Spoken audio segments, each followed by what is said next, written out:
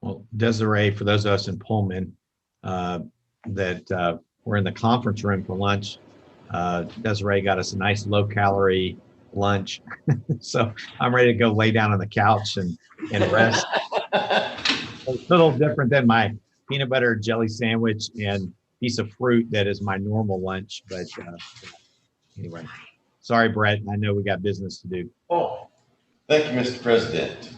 Well, I welcome everyone to the Board of Regents meeting as a continuation. This will be the Regents meeting as a committee of the whole as the Strategic and Operational Excellence Committee. And I remind the audience, as well as my colleagues and presenters, that we are participating both by phone and via Zoom and YouTube. Announce that the Regents will be taking periodic breaks throughout the afternoon. And at this time, if I could introduce the chair of our committee, Dr. Laura Powell. If you'd be so kind. Thank you, Chair Blankenship. Let's get started because we've got 4 action items and 4 information items today and some interesting things to talk about. So the first item on the action items is the Northwest Commission on Colleges and Universities mid-cycle accreditation. It seems like such a short while ago that we went through that full accreditation and did so well. So Provost Chilton, do you want to lead us through this? Sure, absolutely. And good afternoon and hello to all. Yes, as our regent just said, in the agenda, you can see that we're letting you know that WSU is undergoing its mid-cycle review by the Northwest Commission on Colleges and Universities, and that will take place this coming April. And I will say that since I was not here for the full accreditation, I actually think this will be really useful to me. I'm about to cross the 8-month mark as provost, and it gives me an opportunity to take the temperature and see where things are going really well and where some of our top priorities for our academic programs are. So I have asked, with your permission, Regent Powell, I've asked Craig Parks, my vice provost, who oversees a large part of the accreditation process, to give a quick summary, very quick summary, to let you know what we expect this to look like. Thank you, Elizabeth, and good afternoon, everyone. As Elizabeth mentions, we are going to have our NWCCU mid-cycle review April 19th and 20th. It is a 1.5-day session. The mid-cycle visit is different from how it has been in previous years. The relatively new leadership of NWCCU is working to make the office developmental and facilitative rather than evaluative. To that end, for the mid-cycle review, the report that we had to submit, which you have a copy of, is pretty tightly scripted. The 4 sections of the report are all required sections. We do not have the ability to add anything else. Briefly, those sections are a brief description of the framework that we employ for our accreditation efforts. So in that section, we describe in a general way our new strategic plan and the structure that we're using for monitoring and implementing the system strategic plan. A brief overview of how we assess student achievement. And I don't have the time to go into this here, but I will tell you that NWCCU is now making a distinction between student learning and student achievement. That work is still in progress. It's in its final stages. In future, we will need to be more attentive to that difference. But for now, all we have to report is how we assess student achievement. We are also asked in that section to make some reference to some institutions that we consider to be peer institutions. You'll see the list of 5 institutions that we have in there that we use for peers, and I'll comment on one of them, Virginia Tech, in a moment or two. The third section and the bulk of the report are case studies of 2 different programs that we feel are among our best examples of units that not only conduct good student assessment, but then use the results of the assessments to make program modifications. We have selected the UCOR program and human development. And again, I'll comment on each of those briefly in a minute. And then the last section requires us to identify some areas in which we hope to show improvement by the time of our next reaffirmation of accreditation review in the next 3.5 years.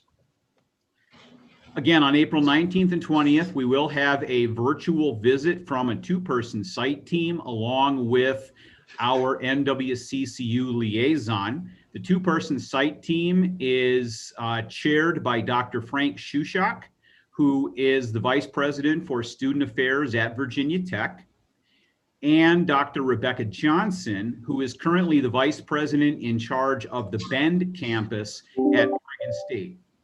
Before moving to Bend, Dr. Johnson was the Vice Provost for Academic Affairs for OSU. We have Dr. Shushak from Virginia Tech, which is, of course, not in the Northwest region, by request. We were offered the opportunity to request that at least one member of the site team be from an institution from which we would like to learn and gain some insights into how they are succeeding at things that we would like to succeed at. One of those major areas is retention. Our first-year retention right now is 81%. It has actually gone down in the last 20 years from 85 to 81%.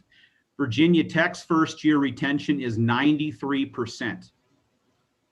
So we fully intend to talk with at least Dr. Shushak about how Virginia Tech is accomplishing this, what kinds of things they are doing that we might be able to do here, some things that they have tried that haven't worked. So we're going to take full advantage of the fact that we have a representative of a peer institution who will be on this virtual visit. This visit is, again, going to be collegial and developmental, not evaluative. It is certainly possible that the team, that Shushak and Johnson, will see something in the report that they have questions about.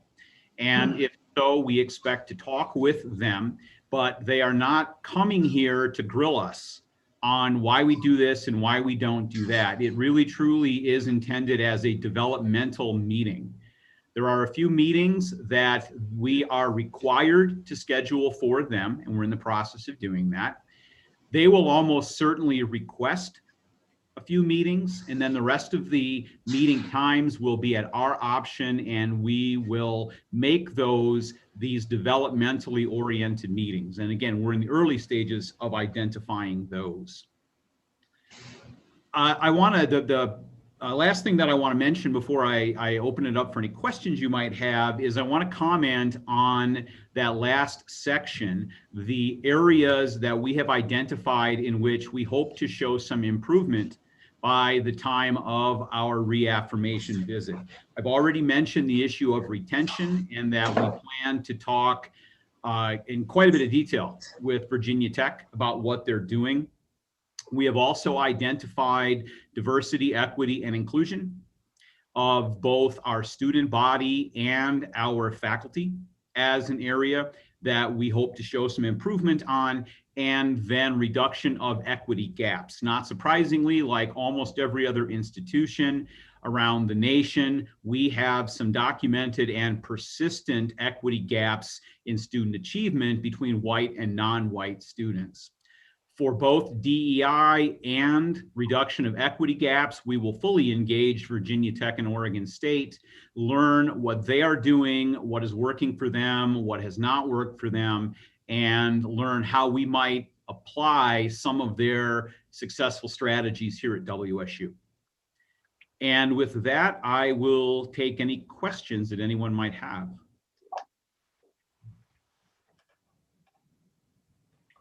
Any quick questions for Dr. Parks? Okay, hearing none. Thank you very much, Craig. Appreciate it. Thank you. Okay. It looks like there was one question. Oh, Bronze. I didn't miss that. Who? Okay. It's Dr. Parks. The Oregon schools, and I think Virginia Tech, can you look and see what the makeup is of the towns that they're in? Because there was some data that I was reading on a whole other issue, which talked about the influence of whether communities were welcoming or unwelcoming, particularly as it applied to students of color, and students of color taught to read that very early. So I'd be interested to see whether or not where Virginia Tech's located, what is the nature of the community around Virginia Tech that makes students of color comfortable. If I could, Virginia Tech's in Blacksburg, Virginia. I happen to know an alumnus of there very, very well, and it's in Appalachia. It's right up in the mountains. It's a small town, very, very similar to Pullman in terms of size. So it is not near a major metropolitan area. It has a lot of the same constraints we do. It is larger a bit, but it's not. It is not in a metropolitan area, and they've got some of the same issues. Sort of, it's a blue community, politically surrounded by a deep red area. So I think it's got some good comparisons.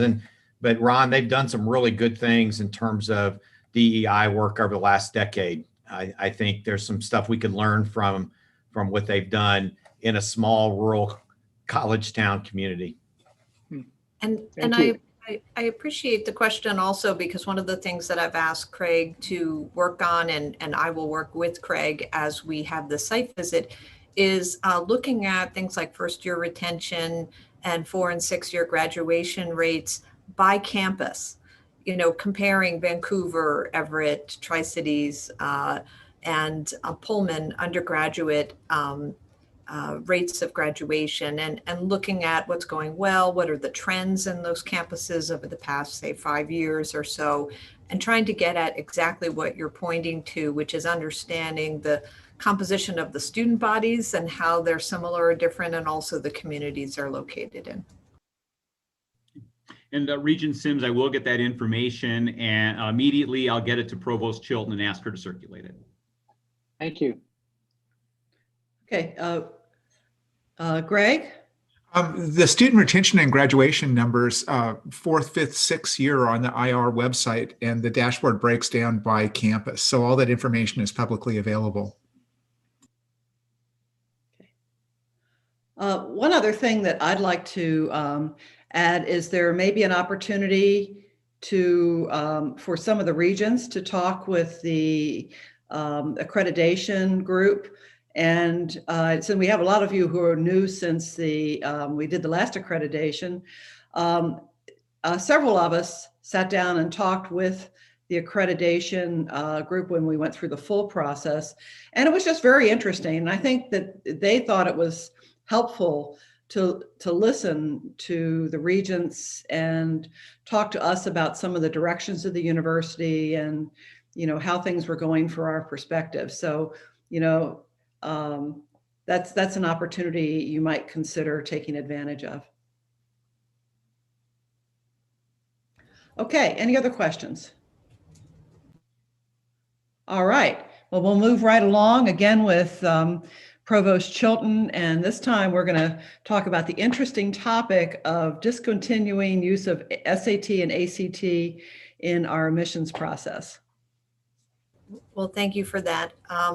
So as the memo in the book, in the agenda outlines, um, this past year, in response to the disruptions caused by COVID, our Washington Student Achievement Council granted public universities the ability to either make optional the SAT and ACT, or to waive them completely for 2020 and 2021 admissions cycles. And this was not true just in the state of Washington, but also across the nation. You saw a lot of states and colleges and universities waiving those because of the fact that students were having obviously great difficulty in finding a way to sit for the test. Testing sites were being canceled. Some of them were having financial impediments to being able to pay to take the test, and so they were waived for this year. But what was really interesting is that nationally, this has accelerated a general trend of moving away from standardized tests in using them for admissions purposes. And that is because there is quite a bit of scholarship on the cultural bias, and particularly racial and ethnic bias, that's embedded in these standardized tests. I could either say more about that or point you to the direction of scholarship that really shows there are much better ways to assess ability for students to succeed in their college education, grade point average, the class rank, the types of courses they've taken, letters of recommendation, extracurricular activities. This takes a deeper dive and puts more responsibility on our admissions officers, because it isn't just look at the score and you're in or you're out, but it's a more complex, many schools have gone to a full portfolio-based admissions. Those tend to be smaller schools that don't have tens of thousands of applications. But in any event, it sort of has or fueled the conversations that have been going on nationally for quite some time. I would say at least 15 years, there has been this discussion, and a number of schools have moved away. I believe the UC system has gone in this direction recently as well, just as one example. This past year, we have been using those tests. We have announced them as test optional, which means that students could submit the test scores if they had them, but they were not required to. And in my estimation, and also our new vice provost for enrollment management, I had him and his team take a close look at it. And by having it be test optional, you actually don't or mitigate the effects of bias, because of what happens is for students who have good test scores, that may actually help tip them over into being accepted. And those who don't report them or have low test scores may actually, if they're right on that border, it may actually influence the decisions of admissions officers. So what we're proposing here is to not only no longer require them, but no longer use SAT and ACT test scores in our admissions decisions. This isn't the same also for financial aid, for scholarships and tuition waivers, unless those scholarships require it. But it seems as if that is not going to be an issue. That isn't to say that we will discourage students from taking the tests at all, because I do need to note to you all that some external scholarships and grants will require that students have taken the SATs and ACTs. We can't obviously influence external bodies and granting agencies and foundations and such. So we will make sure that we remind students that they should look for those other requirements and take them if they feel it's necessary. So we are proposing, this is not an area that we have delegated authority. The Board of Regents needs to continue this request to discontinue the use of SATs and SAT and ACTs in our admission processes. I'm happy to answer any questions. There is some information in your book about looking at comparing GPA and SAT scores in thinking about other ways to support inclusive excellence.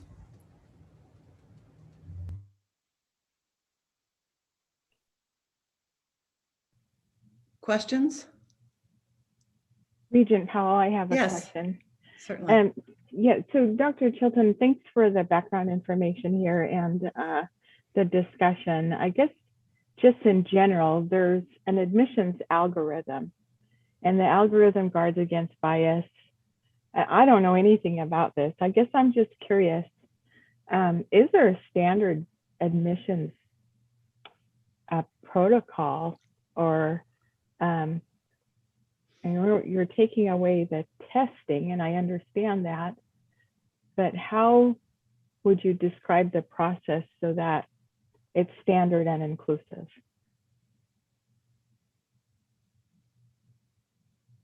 We will continue to obviously grade point average. We still will be looking at students' transcripts. We still look at all of the other materials they submit, including letters of recommendation, statements of extracurricular activities, essays, etc.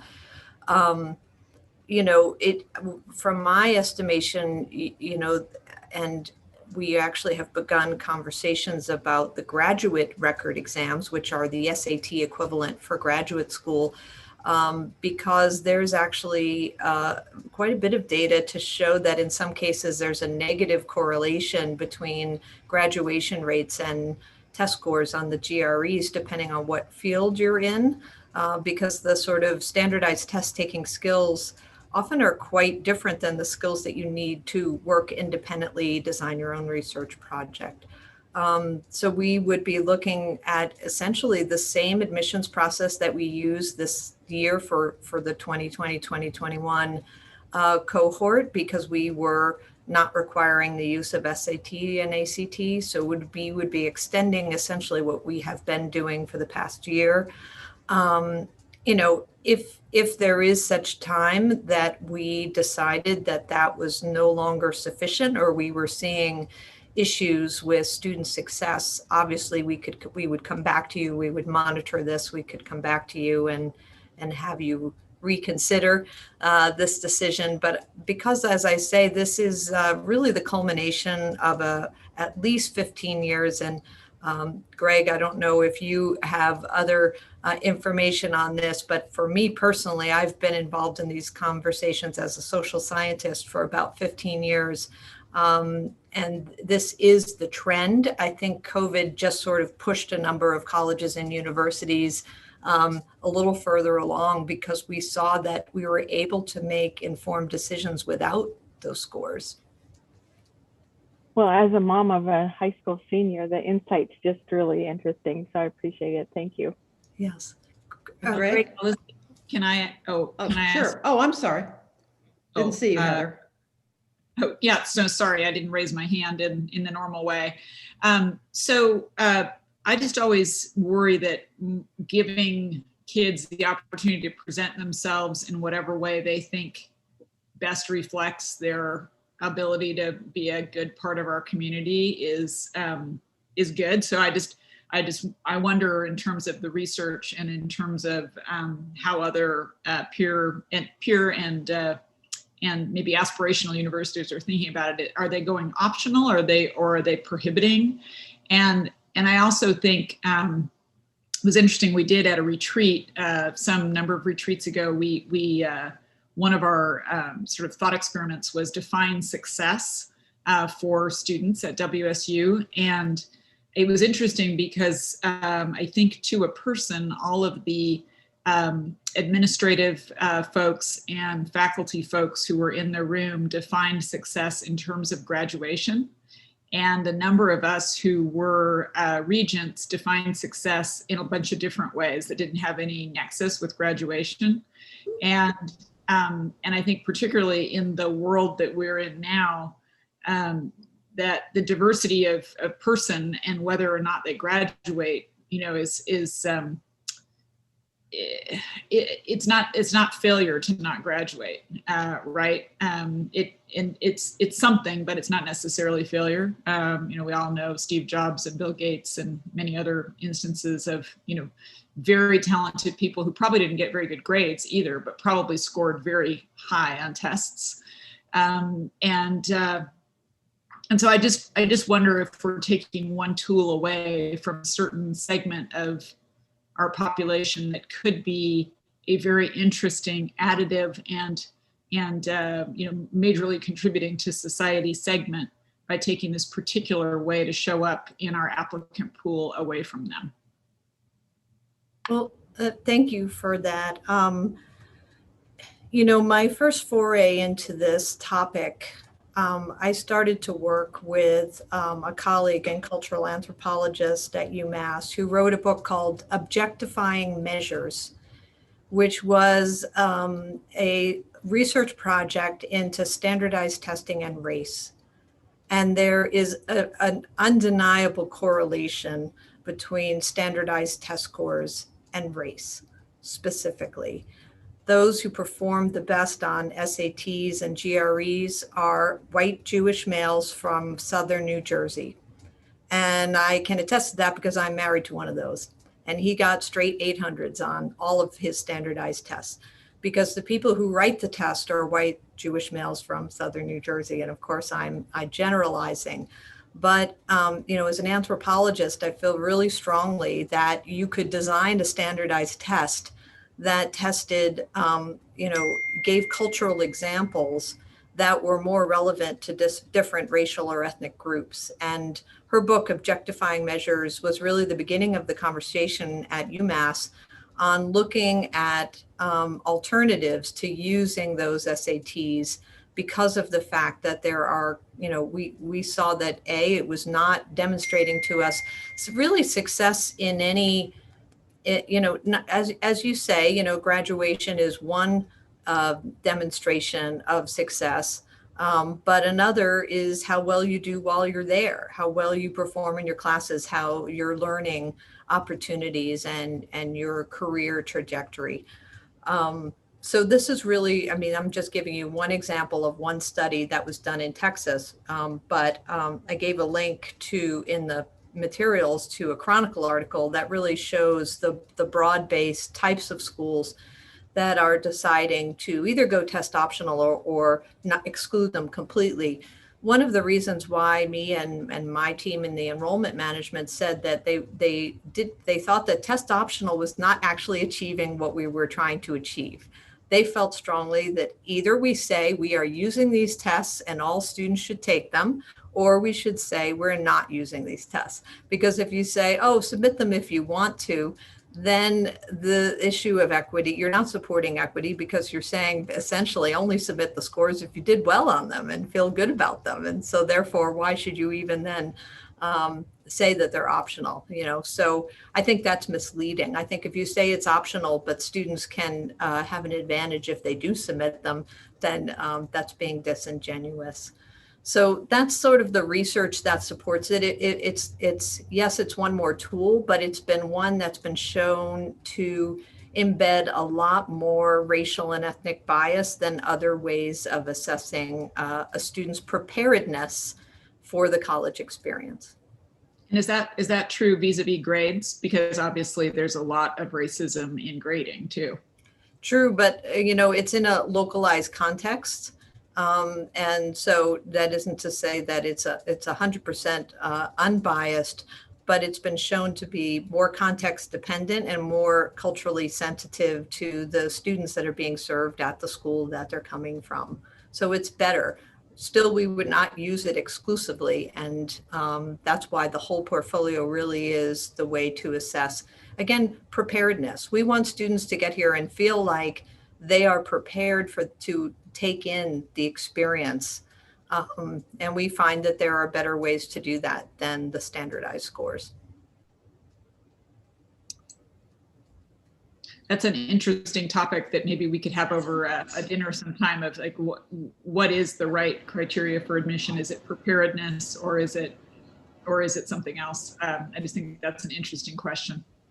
Yeah, Laura, could we hear from Greg? I'd Yes. really like perspective on this. Okay. If I could snap my fingers and make standardized tests go away, I would in a heartbeat. I think that in especially things like GREs, ACTs, and things. But we can even step back further, because a few years ago, we looked at correlation between the quantitative portion of the SAT and how that and how that correlated with math grades, for example, freshman math grades. We looked at ALEX scores. We use ALEX all over the state to place students into what we consider the appropriate math class. It's a shotgun, it's a scatter plot. There's very little correlation.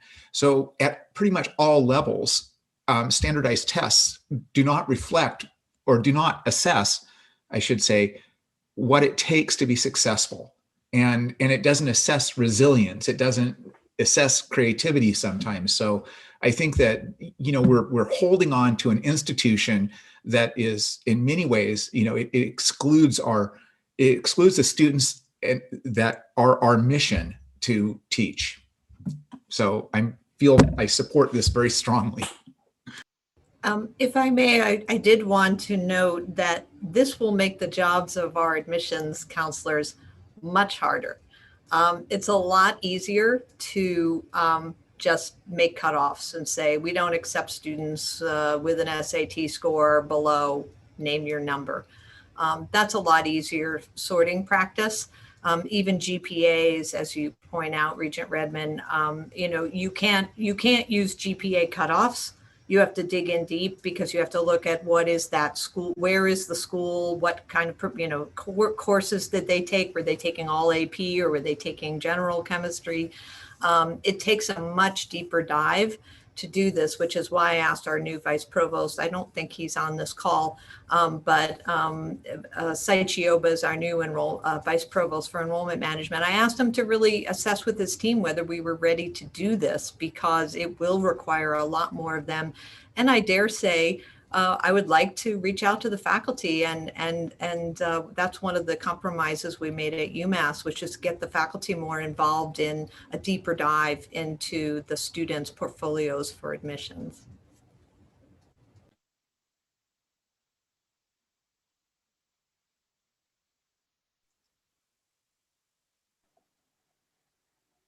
I'm sorry, I was on mute. I think this is very interesting, and it'll be interesting to look as we move forward with it, to sort of track the data and track the trends that are going on with students and their success. So thank you very much. If I may, Regent Powell, I neglected to say that early on we were worried about, if we excluded this, whether it would affect our rankings in places like US News and World Report, because they in the past used those. Because there are so many schools that have decided to discontinue the use of SATs, if you don't require it, they don't use that in the rankings. So it should not and will not affect us, or the UC system for that matter, or any number of other schools that no longer use the scores. Yes, thank you. Lisa, do you have a question? Yeah, I actually was just going to commend our leadership for stepping into this space and choosing not to make this a either or. I think that this is actually, I would go as far as to say I completely agree with Greg that standardized testing is certainly not reflective of a whole person, which is what we're trying to achieve in the work that we're doing in terms of education. And the racial, economic, gender bias that are a part of any sort of standardized testing, especially relative to entry into higher education. I really just think that this is a great step forward. I think, Heather's comment about how we define success, absolutely. Our success is more than just a number. As someone who professionally is a communicator, I certainly would have much preferred to sit down and make a presentation for admission than submit an ACT or SAT score in order to get into my undergrad. So again, I just want to applaud the efforts here. I do think that this is leadership, and I think it's the right way to go. It lives our values and centers equity, and I think that's what we want to continue to do. So great work. Yes, thank you. Question. Yes, Enrique. Yeah, Elizabeth, what's the University of Washington doing regarding this? I'm just curious. I'm trying to remember. I think that they are in the same boat as us. Craig Parks is on the call. Craig, do you happen to know, or Greg, Craig or Greg? I don't, but I can find out here. I am almost positive that they're either test optional or not using the test, because that's one of the things that Vice Provost Saichioba looked into our state peers to make sure that we were not going to be out of line with other public universities in the state of Washington or Pacific Northwest. Yeah. All right, thank you. Mary Jo just happened to let me know that they are test optional. So thank you very much for that. Okay. All right. Okay, we need to move on unless there are some other sort of critical questions that anyone wants to ask. Yes, Arlie. But I guess since I am the lone student on this, I guess, collection of people here, I feel like I should just speak very quickly that I think a lot of the students would support this. And even though it is a lot of work on our admissions staff to, I guess, make sure that we're really looking at the whole picture, I don't think that the SAT or ACTs are very, I guess, like the one thing that will make or break a student's application. I think we should already be looking at the whole picture, like how well are they like in their terms of their community service? Are they involved, like, you know, like, and like, what is the strength of their classes that they take, and, you know, their GPA, and like, how well do they do, and all those other things. So I think that is really good that we're looked already. And on top of that, if we front load the work by getting like high quality students into WSU, with all of you guys, especially after I leave this coming year, if you guys continue the great work you're doing, we're gonna make WSU such a great university that like students of that high quality will just continue to further their success throughout their time at WSU. So it's kind of like, I guess, front loading the work is the way that I see it. So I think that this is a really great thing that we're doing. And I hope that this is going to come to fruition. Of course, we have to look at all the different things, consider everything, and not just, you know, I guess, move too quickly. But I think it's really great that we're considering this. And of course, across the nation, it's like, we won't be the lone university doing this. Like, there's a lot of other places doing this. So I think we should not be like one of the last universities to step on board with this. Okay. Thanks, Arlie. We really appreciate your perspective on that. Okay. Laura? Yes. Laura? Sorry. Yes. There's an announcement from the University of Washington on June 11th that says University of Washington has removed the requirement of standardized test scores, such as the SAT and ACT, for incoming undergraduate students beyond the fall of 2021. So I think we're just going to be in line with where they are and the UC system is. Thank you. Okay, let's move forward. All right, our next up is Vice President Gonzalez to talk about revision to the WAC 504-26 Standards of Conduct for Students.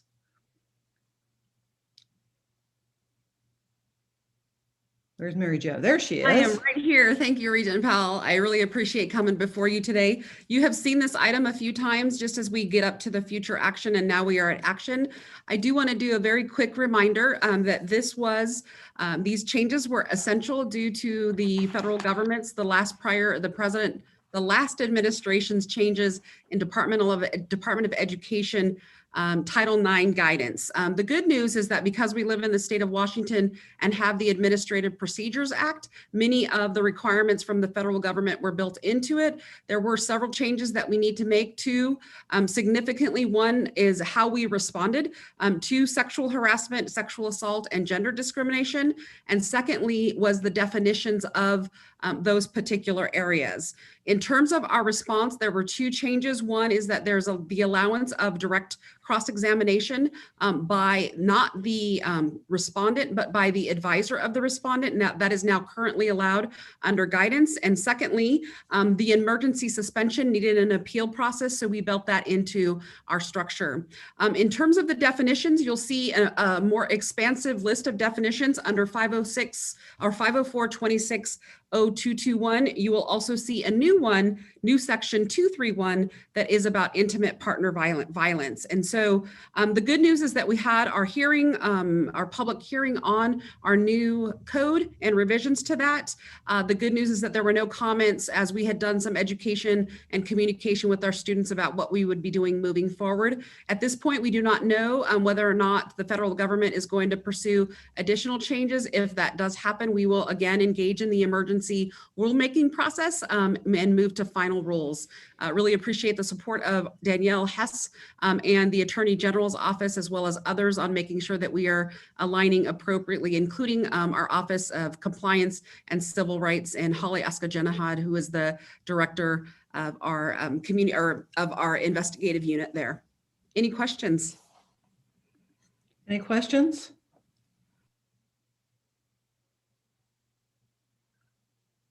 Okay, we've heard about this a few times, so I think the question's been answered, but thank you for all your work on this.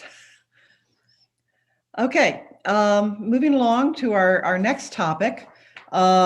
It's President Schultz is up on a facilities naming proposal. Great, thank you. I'm going to turn this over to Pat.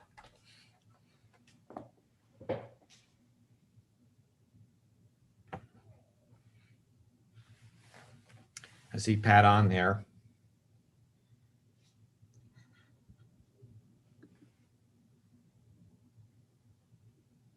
Okay. Can we maybe go to the information items? Let me see where Pat is. Certainly. Okay, no problem. Okay, moving down into the information items. The first item is election of officers. Chair Blankenship.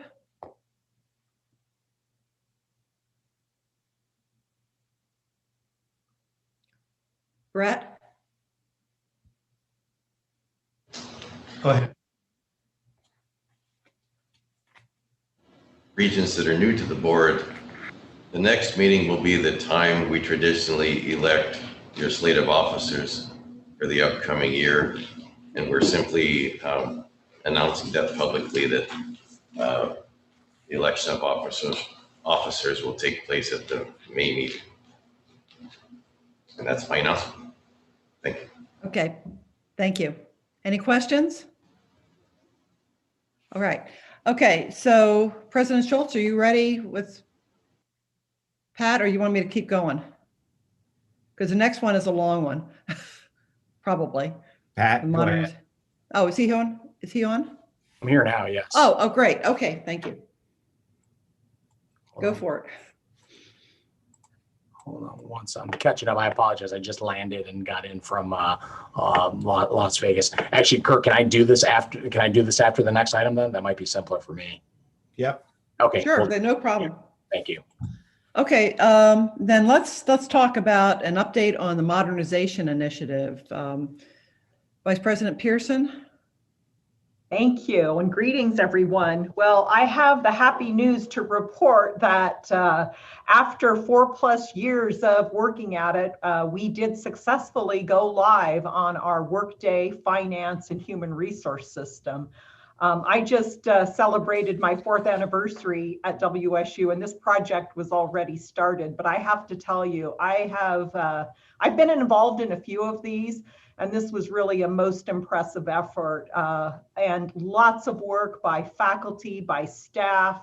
We had a fabulous leadership group. We had our steering committee. They did not just listen to information, they actively engaged with us and worked very hard. We had great leaders. I would especially commend Matt Skinner, Teresa Elliott Chesler, and Mike Corwin, who are our respective finance, HR, and tech leads on this, for really leading us through this. I would also say now, for those of you Regents who are new, I want to tell you, we went from a 40-year-old mainframe system to the cloud. So this is quite a move forward. And I'm also happy to report that the project is on budget. And so now, we, having gone live, in December and January, we're going to show you a couple of slides to give you an update, but we are somewhat in that valley of despair that I think I've mentioned to you before, where, a few things didn't quite work as planned, or, this and that, but we are working through all of those issues. I would also like to comment that we had some really good consultant partners on our implementation. I will call out Deloitte. They were excellent partners. They're also partners to University of Washington on their Workday implementation. And then we also hired a quality assurance independent verification group. They are the people who hassle us every meeting and tell us what we're not doing right and tell us we need to do things differently. And they even gave us quite a compliment after we went live. But it's useful to have that type of input. These are people who look at all sorts of implementations and can give you the feedback that you need that maybe that the team isn't seeing themselves. So, and then I just have to thank truly the leadership at WSU. As I mentioned before, I've been through a few of these, and people often tire.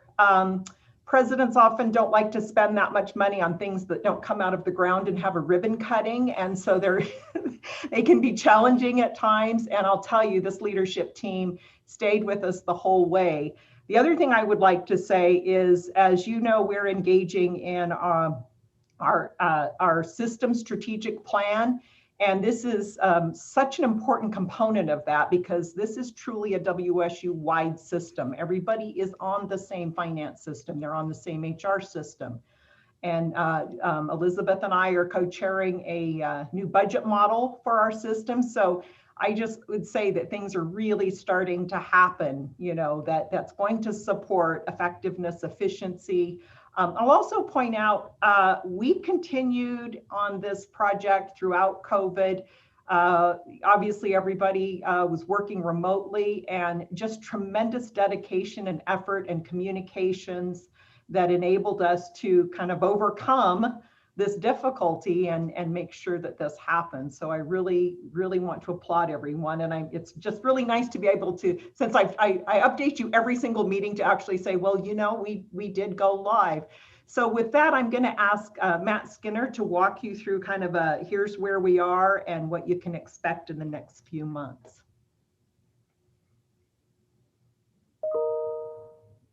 Okay, thanks, Stacy. I'll get this to go full screen for us here. That was a great introduction, Stacy. So just try to be really balanced in our comments here.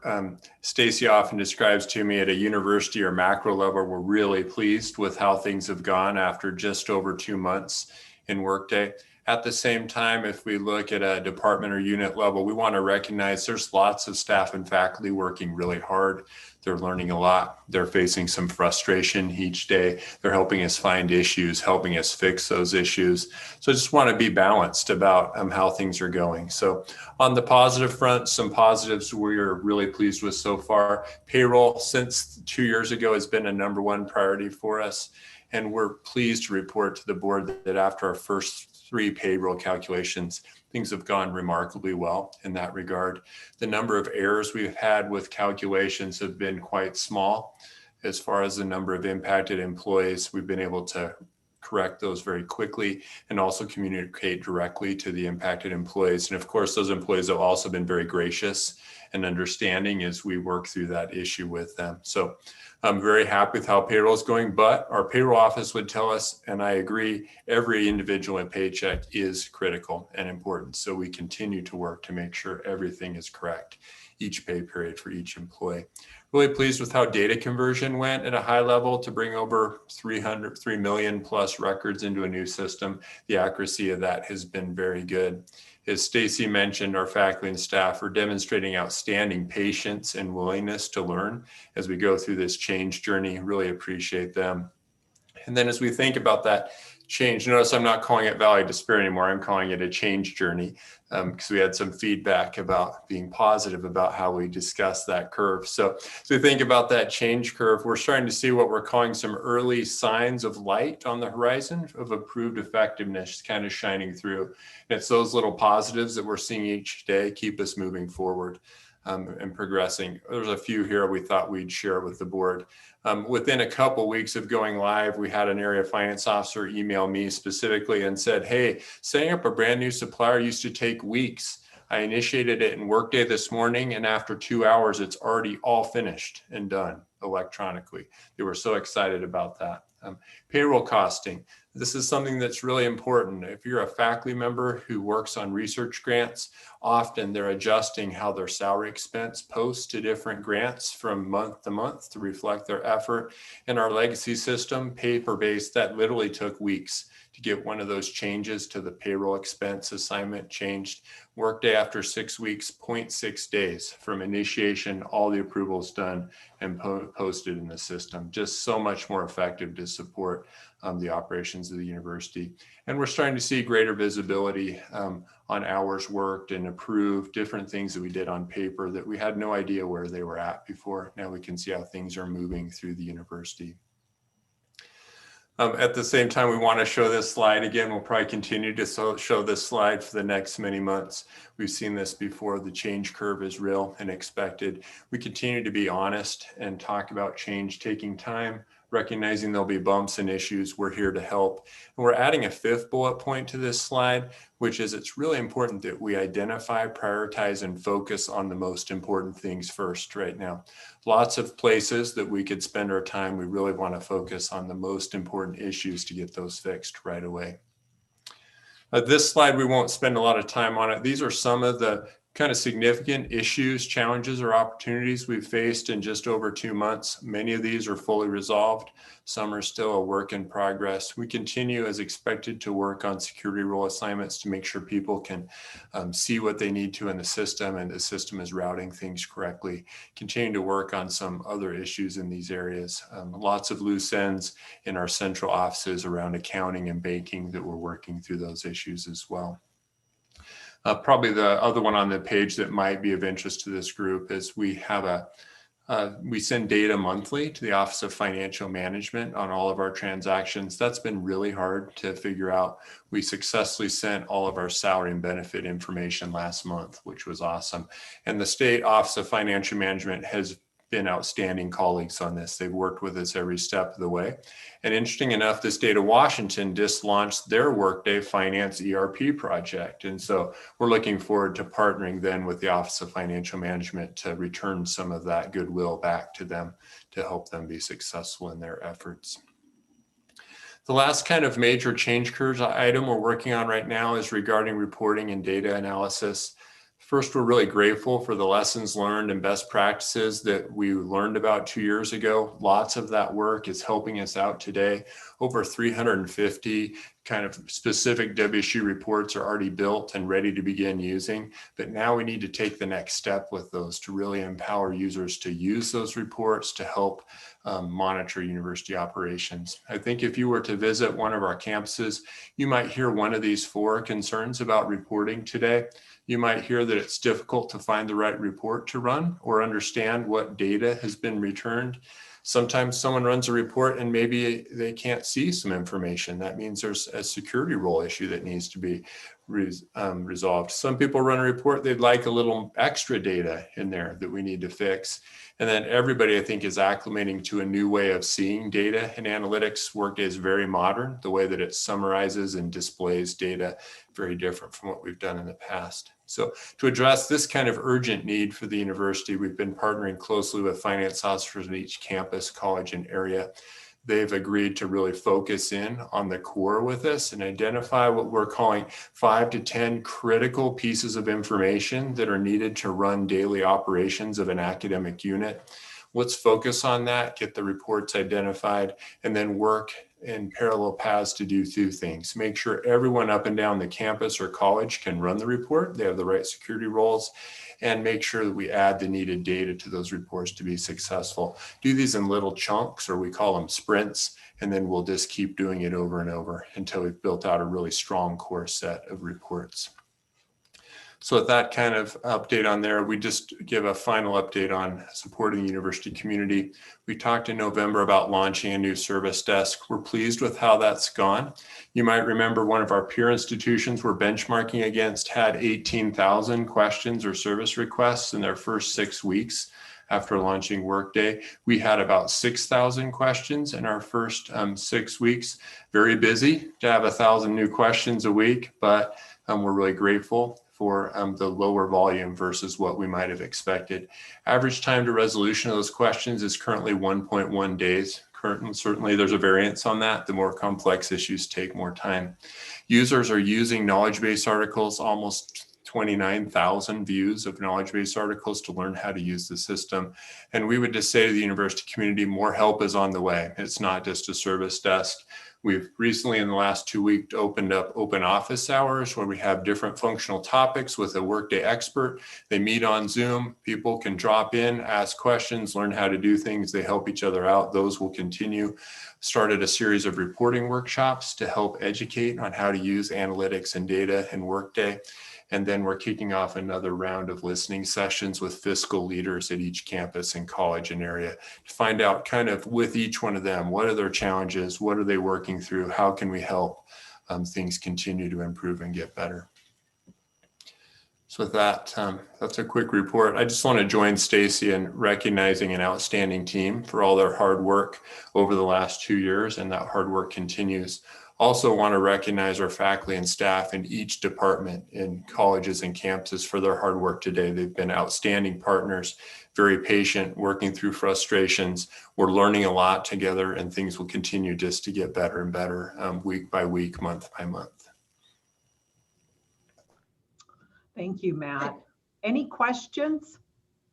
Well, Stacy, I just like to make a comment because you've heard this before, but when I first came on the board back in spring of 2014, and I went through my orientation, and I heard that this information system that we had was an old COBOL system, and there was only like 1 or 2 people that could even knew enough to troubleshoot it. It just kind of made me crazy, and I almost couldn't, because it was such a high risk.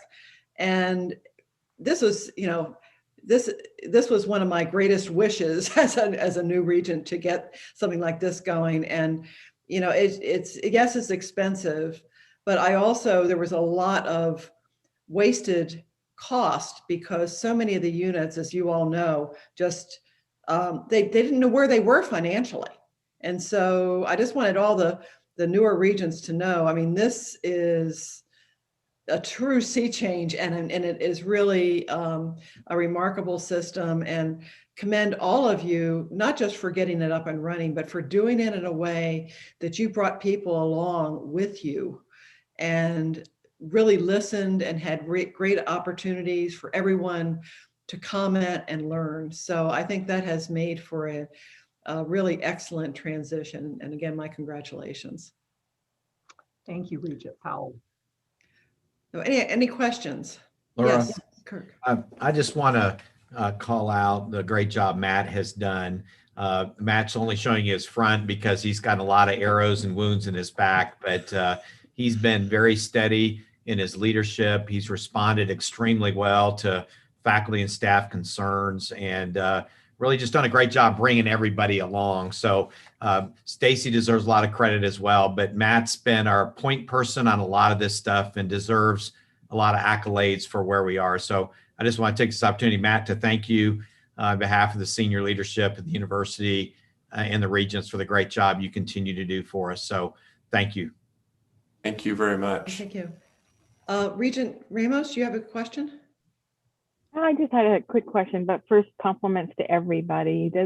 That's a huge undertaking over the last 4 years, so can't underestimate all the effort.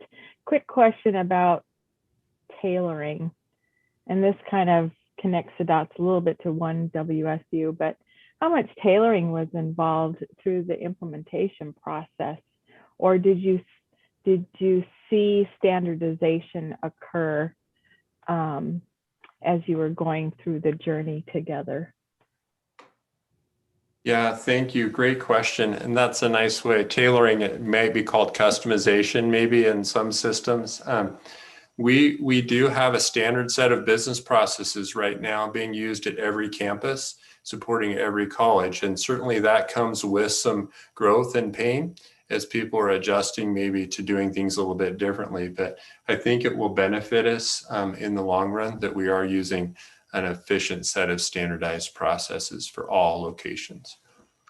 I think I would, Regent Ramos, I think I would add that in my journey through various, systems, client server and such, I went through a very painful experience at my prior institution in which we did pretty much an implementation to remove 3,000 customizations. And so you can imagine I came in here saying, we are not going to do that. And Scott Carson was a very willing partner. I believe he reminded us Matt, did he remind us on a daily basis? And so, and I will also say this, is the way these systems are developed now, they're pretty much funneling you into a certain way of doing things as modern business practices. So it's a lot different than when I started this journey, and I think that's positive. But as Matt pointed out, it does make it really painful, especially, can I say, we have extension offices and small offices where one person has to do everything. And so it's painful, and so we're just trying to make sure that we can help them become experts on this new system will be very helpful. And that's just going to take some time. Sure. No, that's helpful context. Thank you. And, at some point in time, I'd love to hear a briefing on cybersecurity related to that when I do more homework. Thank you. Other questions? Pat is ready to roll for the item 4. So, all right. Sorry about the delay. No, that's okay. I just want to see if there's any other questions first. All right. Well, let's move forward with that item. Thank you. Thank you. Unfortunately, I was hoping to be in Las Vegas doing the Zoom call, but our basketball team won yesterday, so I took the earliest flight back and got me back to my office. So I appreciate the opportunity to present this before the Regents. And as many of you know, since my arrival 3 years ago, Kirk has charged us in athletics to increase all of our revenue lines, specifically fundraising, corporate sponsorships, and ticket sales. We take great pride in the efficiency in which we manage our athletic department. Obviously, from an expenditure side, we're the lowest in our conference, the lowest in the Power Five.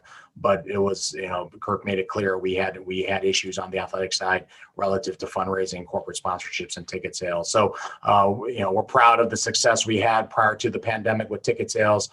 We've had record-setting fundraising years, and we're actually on track for a very respectable year in fundraising as well. But we are respectfully going to propose a sponsorship relationship with a corporate entity to name a WSU athletic facility space.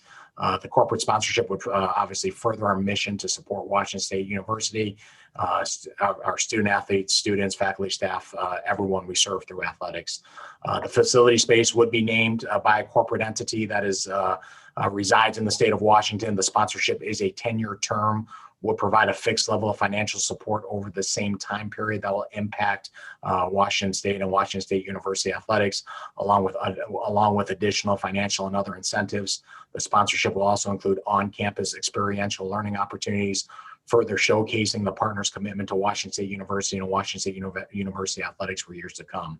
My hope, if you guys would allow me, is to go into more specificity tomorrow prior to our vote, or prior to your vote. Our partner is hoping to maintain at least a level of confidentiality, at least until the vote tomorrow. But if it's the wishes of the group for me to go into more specificity now, I can. But my hope is prior to your vote, I can do that as well. So this is a important step for athletics. This is the corporate sponsorship line is one that we have made a targeted approach to increase, and to be able to do this in the midst of a pandemic is a testament to a lot of people on campus, Stacy Pearson and her team, Mary Jo Gonzalez and her team, and obviously our team here in athletics. Thank you, Pat. This sounds very exciting. I think that even though we'll be waiting with bated breath, I think we can wait until, you make a presentation tomorrow just before we vote, unless I hear any strong objections from anybody on the team. And I'm not seeing any. So, well, thank you for all your work on this. And we look forward to hearing more about it tomorrow. Thank you. Okay, our next item is an update on the initiative for data-informed decision-making by Chris Hoyt. Yep, thank you so much. Good afternoon, everybody. So I know we have a lot to cover today still yet, so I will make my presentation somewhat brief today. I would like to provide you with a few key highlights to keep you informed and updated on our system plan implementation, particularly as we continue our journey around the important topic of data-informed decision-making. So I thought it might be helpful to, in particular, follow up to my last presentation for you to know what we're currently doing to support this effort in an ongoing way, some of the ways that we hope to certainly to get there.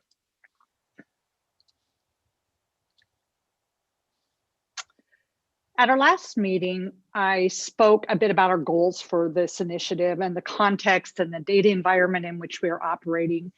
Since that time, one of the things that we have done was to carefully evaluate those challenges.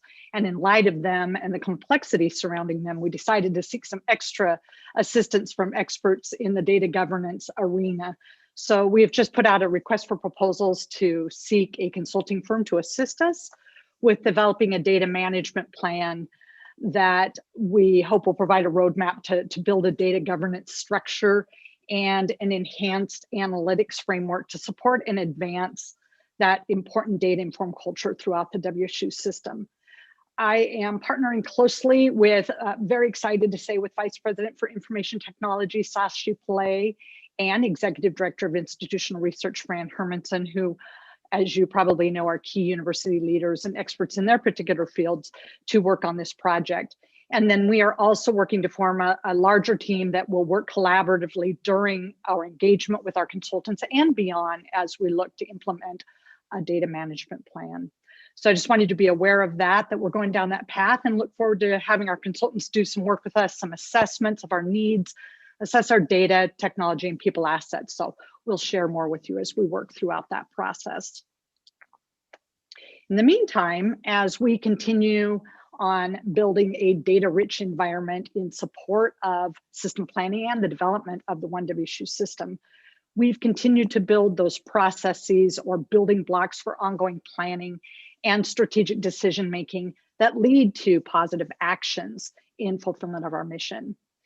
You probably recall from past presentations that I spoke a bit about our leadership structure that we put into place for strategic plan implementation. So that includes a small system implementation team, and then a planners council, which is a larger group made up of planners system-wide. So from that larger group, we have formed work groups in several areas, each of which is chaired by a member of our system implementation team. So I will update you just briefly on some of the behind the scenes work that we're doing in this area. So a couple of those are our goal groups around our 4 goal areas that we have in the plan. Those right now, this work's focused on alignment between campuses, college and unit plans and the system strategic plan. A metric group that is focused on ensuring clear inputs to our metrics, planning and executing data collection and analysis, and how we communicate progress and our ongoing assessment activities. A little bit more about 2 key groups that I would like to provide you with some information on are environmental scanning, which we've talked a bit about in the past as a topic. And one that we really have talked about was the importance of external outreach and engagement, which is a huge part of our ongoing planning and should continue to be as we move forward. So first, with environmental scanning, we have formed an action plan around this through which we will identify key trends and attributes of our environments, both external and internal, that have an effect on our institution in some way or that can undermine the well-being of our institution. So this group right now is focused on determining relevant data and information from our external environment and is engaging in the collection of that data and information. The real benefit to us doing it isn't exactly the scanning activities. We have a process that we will use to determine whether or not a trend exists and a subsequent analysis of those trends. The most important activity of all really will to be put these things into a form that can be used by institutional leadership, including Regents, in a way that can enhance maybe an early awareness of events or activities that can affect WSU, forecast for possible change, and that will allow us for ongoing assessment. We will use this information strategically, meaning that we will use it to support our decision-making and actions, whether that's routine actions or more difficult actions we need to take given maybe a particular challenge. Even just today, we've heard a little bit about this morning during our institutional infrastructure. Regent Redmond brought up a trend around an economic development analysis and trends. We hear a lot about this, and these are the kinds of things, and it was just helpful insight that we received from her. And these are the kinds of things that we hope to bring up regularly so that we can make them more of a part. We do it, but we want to make them more of a part of our ultimate decisions and actions that we take. Stakeholder engagement. We've also appointed a stakeholder engagement work group from our Planners Council to support an ongoing system-wide effort, both internal and external. That's a key part of being a data-informed institution. Similar to environmental scanning, this group right now is going to be focused around external engagement. I think you all know we do a lot of internal engagement. You heard a lot about that throughout the process, but we were also encouraged to beef up, I guess, if you will, what we are doing externally. Right now, our group is conducting a baseline study to determine what's currently happening at WSU system-wide. We know we engage already a wide variety of stakeholders, from parents talking about and planning around enrollment management to corporate partners, government and agencies and the like. But we have to get a greater or more full understanding and a bigger picture who all we are engaging with, how often, what kind of data do we currently collect, what happens to it, who has access to it, most importantly, how it's used, and so forth. So gathering this information will ultimately lead to the development of an engagement plan to support a variety of degrees of dialogue and engagement. So it might be just keeping certain stakeholders informed, but also to the other end of the spectrum, working in close collaboration with stakeholders as we do now as partners with the institution. So again, key will be translating the information in the usable form and making it available in a strategic construct to help and support good decision-making and to arrive at desirable actions and impact. We will closely partner in this effort also with Vice President for Marketing and Communications, Phil Weiler, in developing this engagement plan and others as we move through the process. So that about does it for me today. And I will just stop there and ask what questions you might have. And that concludes my report. Thanks, Chris. Making progress. Sounds Yes. good. Thank you. Any questions? Lisa. This is exciting. Thank you, Chris. My question is just a little confusion about, I think, the words that we're using. So the one WSU system, does that refer to the roles and responsibilities in the report that was put together?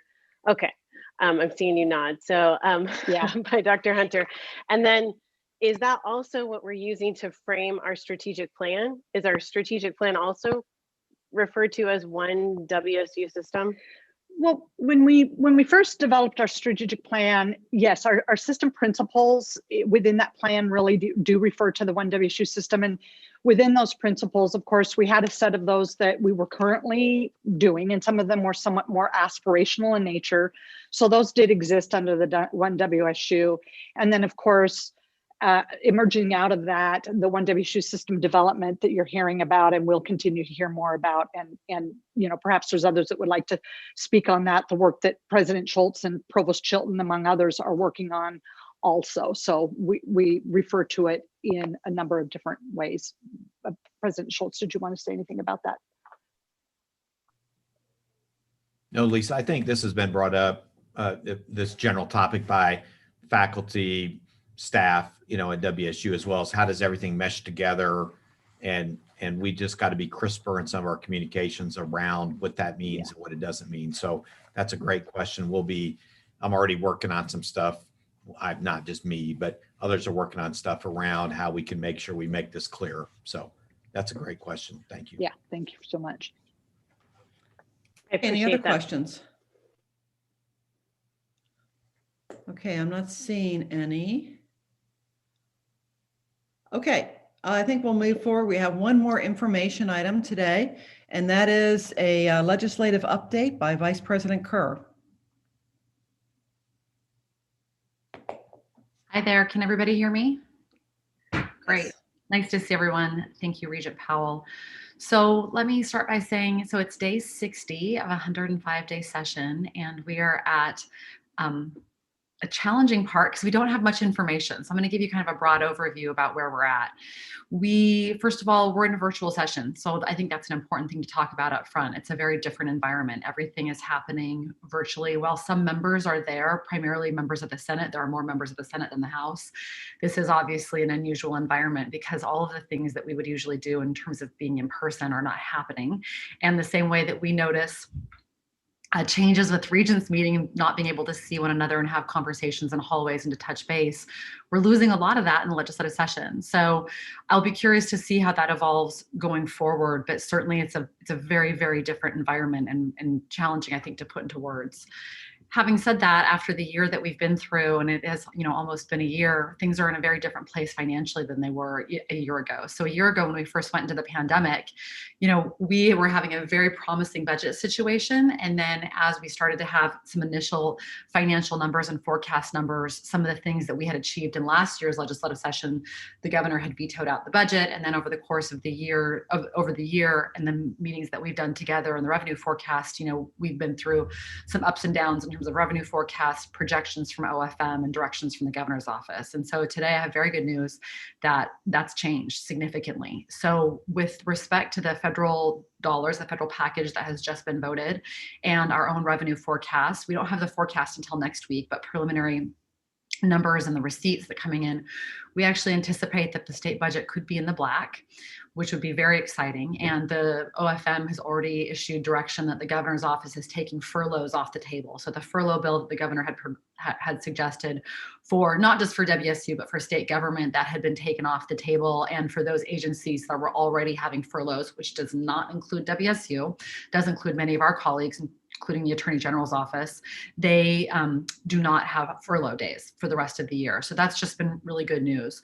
From a WSU perspective, we did change our position with respect to the state legislature about 3 weeks ago, and we're asking for no cuts. So we will know a lot more next week after the forecast comes out. But right now, it's by and large good news from a landscape perspective, although the landscape is very different. I'm happy to take questions. Otherwise, I'm going to keep moving through the items that I have for you. With respect to the capital budget, I wanted to say that the governor proposed a large capital budget, and that's largely because what happens in the state of Washington is the way that we are able to invest dollars is capital budget becomes jobs dollars. And so as we've seen the state revenue kind of go up and down, or potential to go up and down, there was a real push by the governor and by the state legislature to have a capital budget that would create jobs. And we are not anticipating that we're going to need that as much. So I think that the budget that the legislature passed will be a little bit smaller than what the governor had proposed. Having said that, we are extremely optimistic that from a WSU perspective, we will have M&O funding for the new Tri-Cities academic building. We will have dollars for our Vancouver building and our other priorities. I should also have added in the earlier section, aside from the capital budget, that we are anticipating to have the College of Medicine fully funded in this budget from an operating budget perspective. And the soil health initiative that was vetoed out. So we actually got it last budget. It was vetoed out after the budget had passed the legislature because of COVID. And we anticipate that will actually be funded in this legislative session. So we will have picked up from last year, and that was done at the request of WSDA. So that was the governor's request to bring that back. The only other thing that I wanted to identify for everyone is one of the biggest themes that we've seen from the governor's office and from the legislature is conversations around diversity, equity, and inclusion, which are conversations that we have also had. And there have been a lot of conversations with respect to curriculum, particularly around medical school or health sciences. We've been participating in all of those. And I would just comment that the virtual environment is hard to have those conversations, and it has not helped to have those conversations in this environment. So I will be interested to see where things land, but that's probably been the biggest theme that has happened in this session. It's a space that WSU always participates in constructively, and it's been the most challenging for us to participate in this year. So I'm happy to take any questions. We will undoubtedly have more information next week and can work with Chris and with President Schultz to send that out.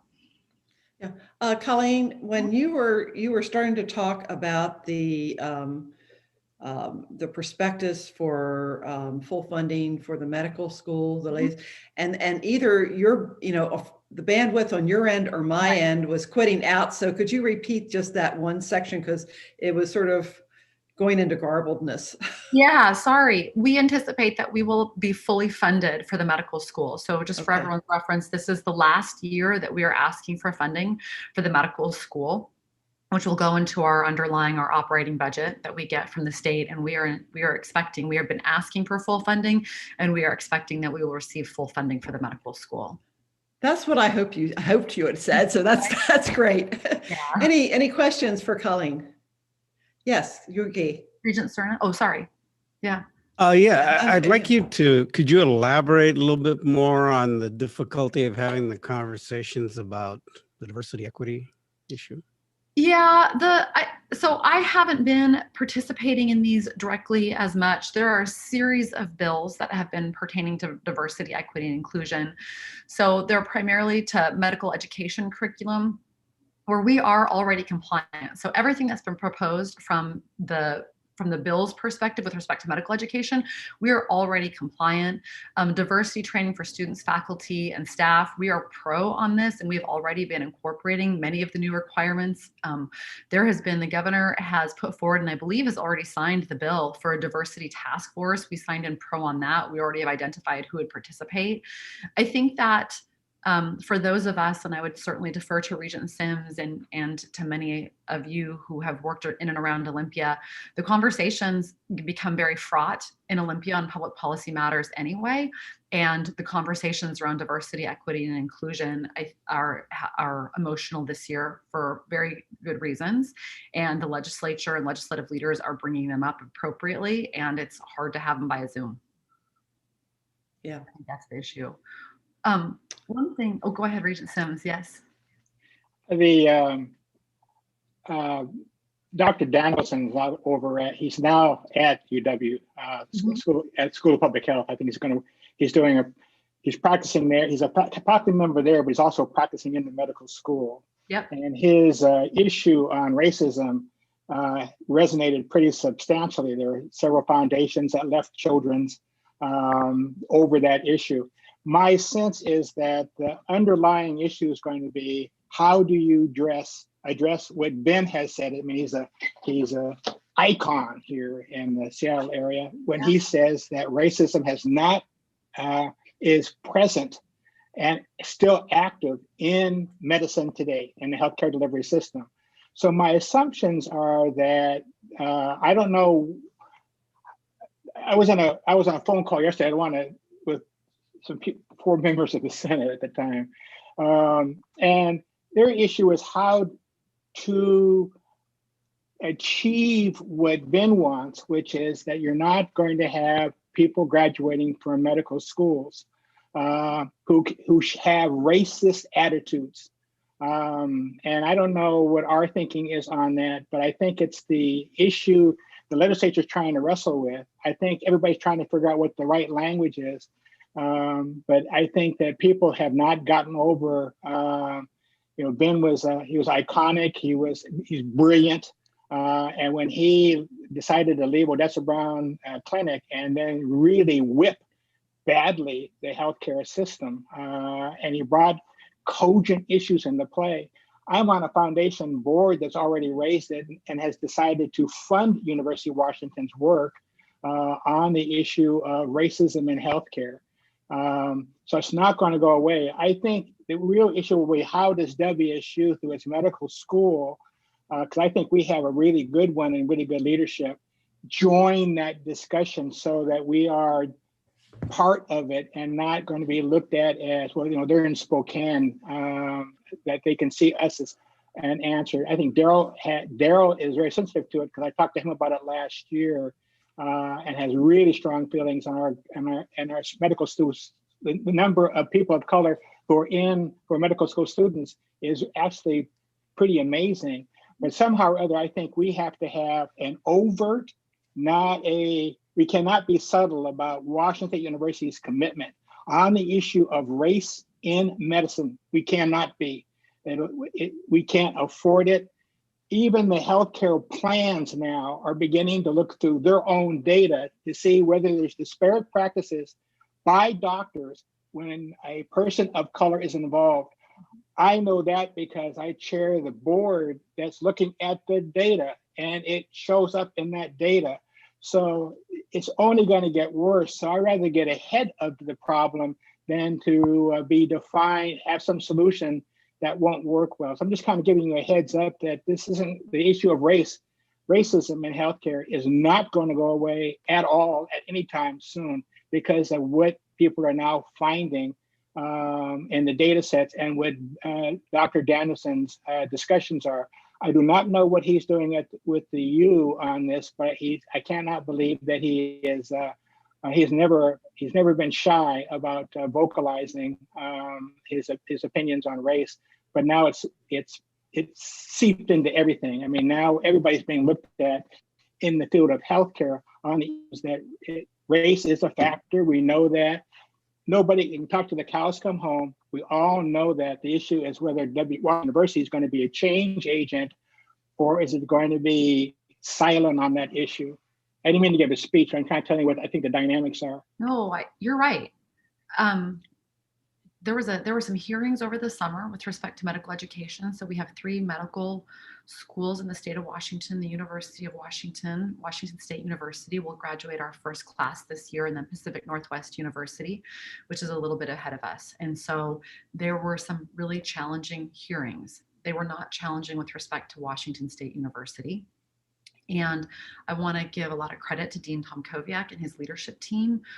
When I say that we are pro on the bill and we are already compliant, we did not give input to the bill. It was developed looking at best practices and looking at how to eliminate bias with respect to doctors and physicians and how they treat patients and what happens when they're going into a clinical setting. And WSU, our curriculum was already compliant. So yes, you are right. It is a real issue. It is certainly an issue that has come to the forefront in the course of the pandemic, and it's one that WSU takes very seriously. We're not perfect at all. We participate in the conversation, but it is very much on our radar. And I do want to, again, give credit to Dean Tom Koviak and to Dr. DeWald, because again, we are already compliant. We are pro on these bills. I'm happy to take more questions on this. Yeah. Go ahead. Oh, I've got one other question on the capital budget. Yeah, please. Okay, so I just wanted to check on the Tri-Cities building. You mentioned that in the capital budget, there was funding for the M&O. Is it full funding, or I'd heard a rumor at one point that it might have been less than full that was considered, I guess, under the governor's budget or something like that.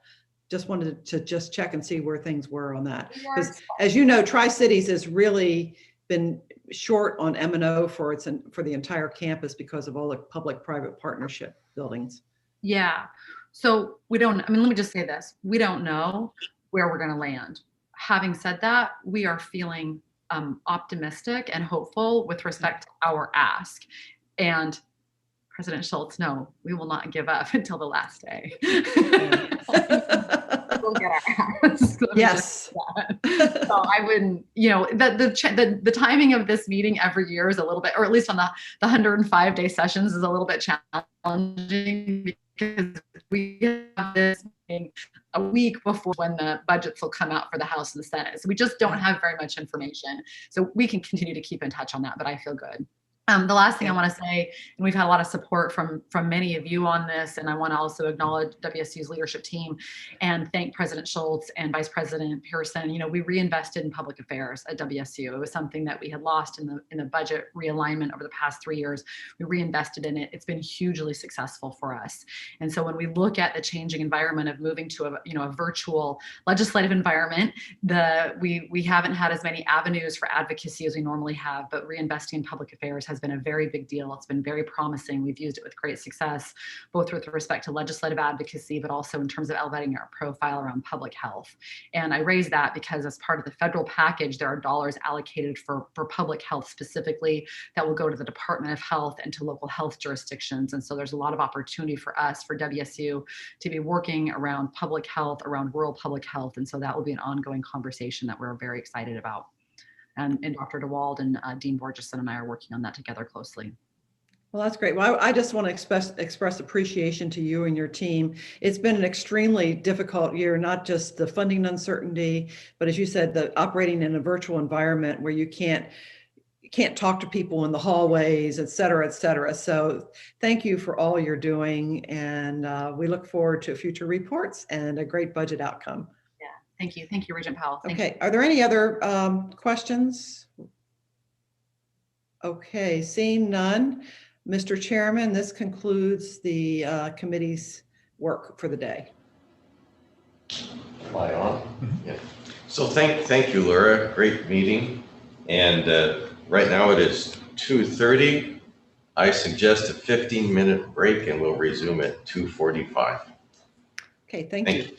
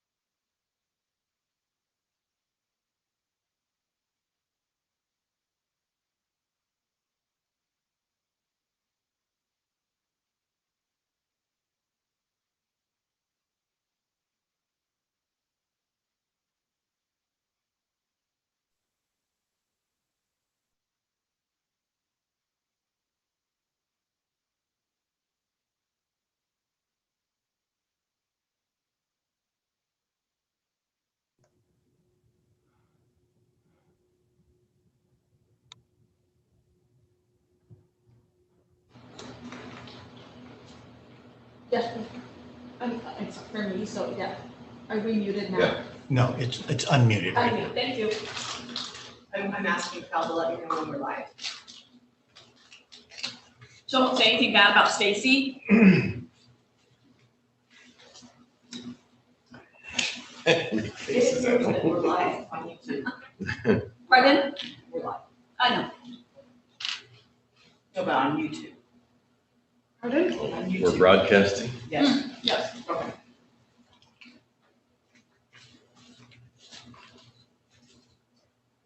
So point at me when I'm ready. Ready?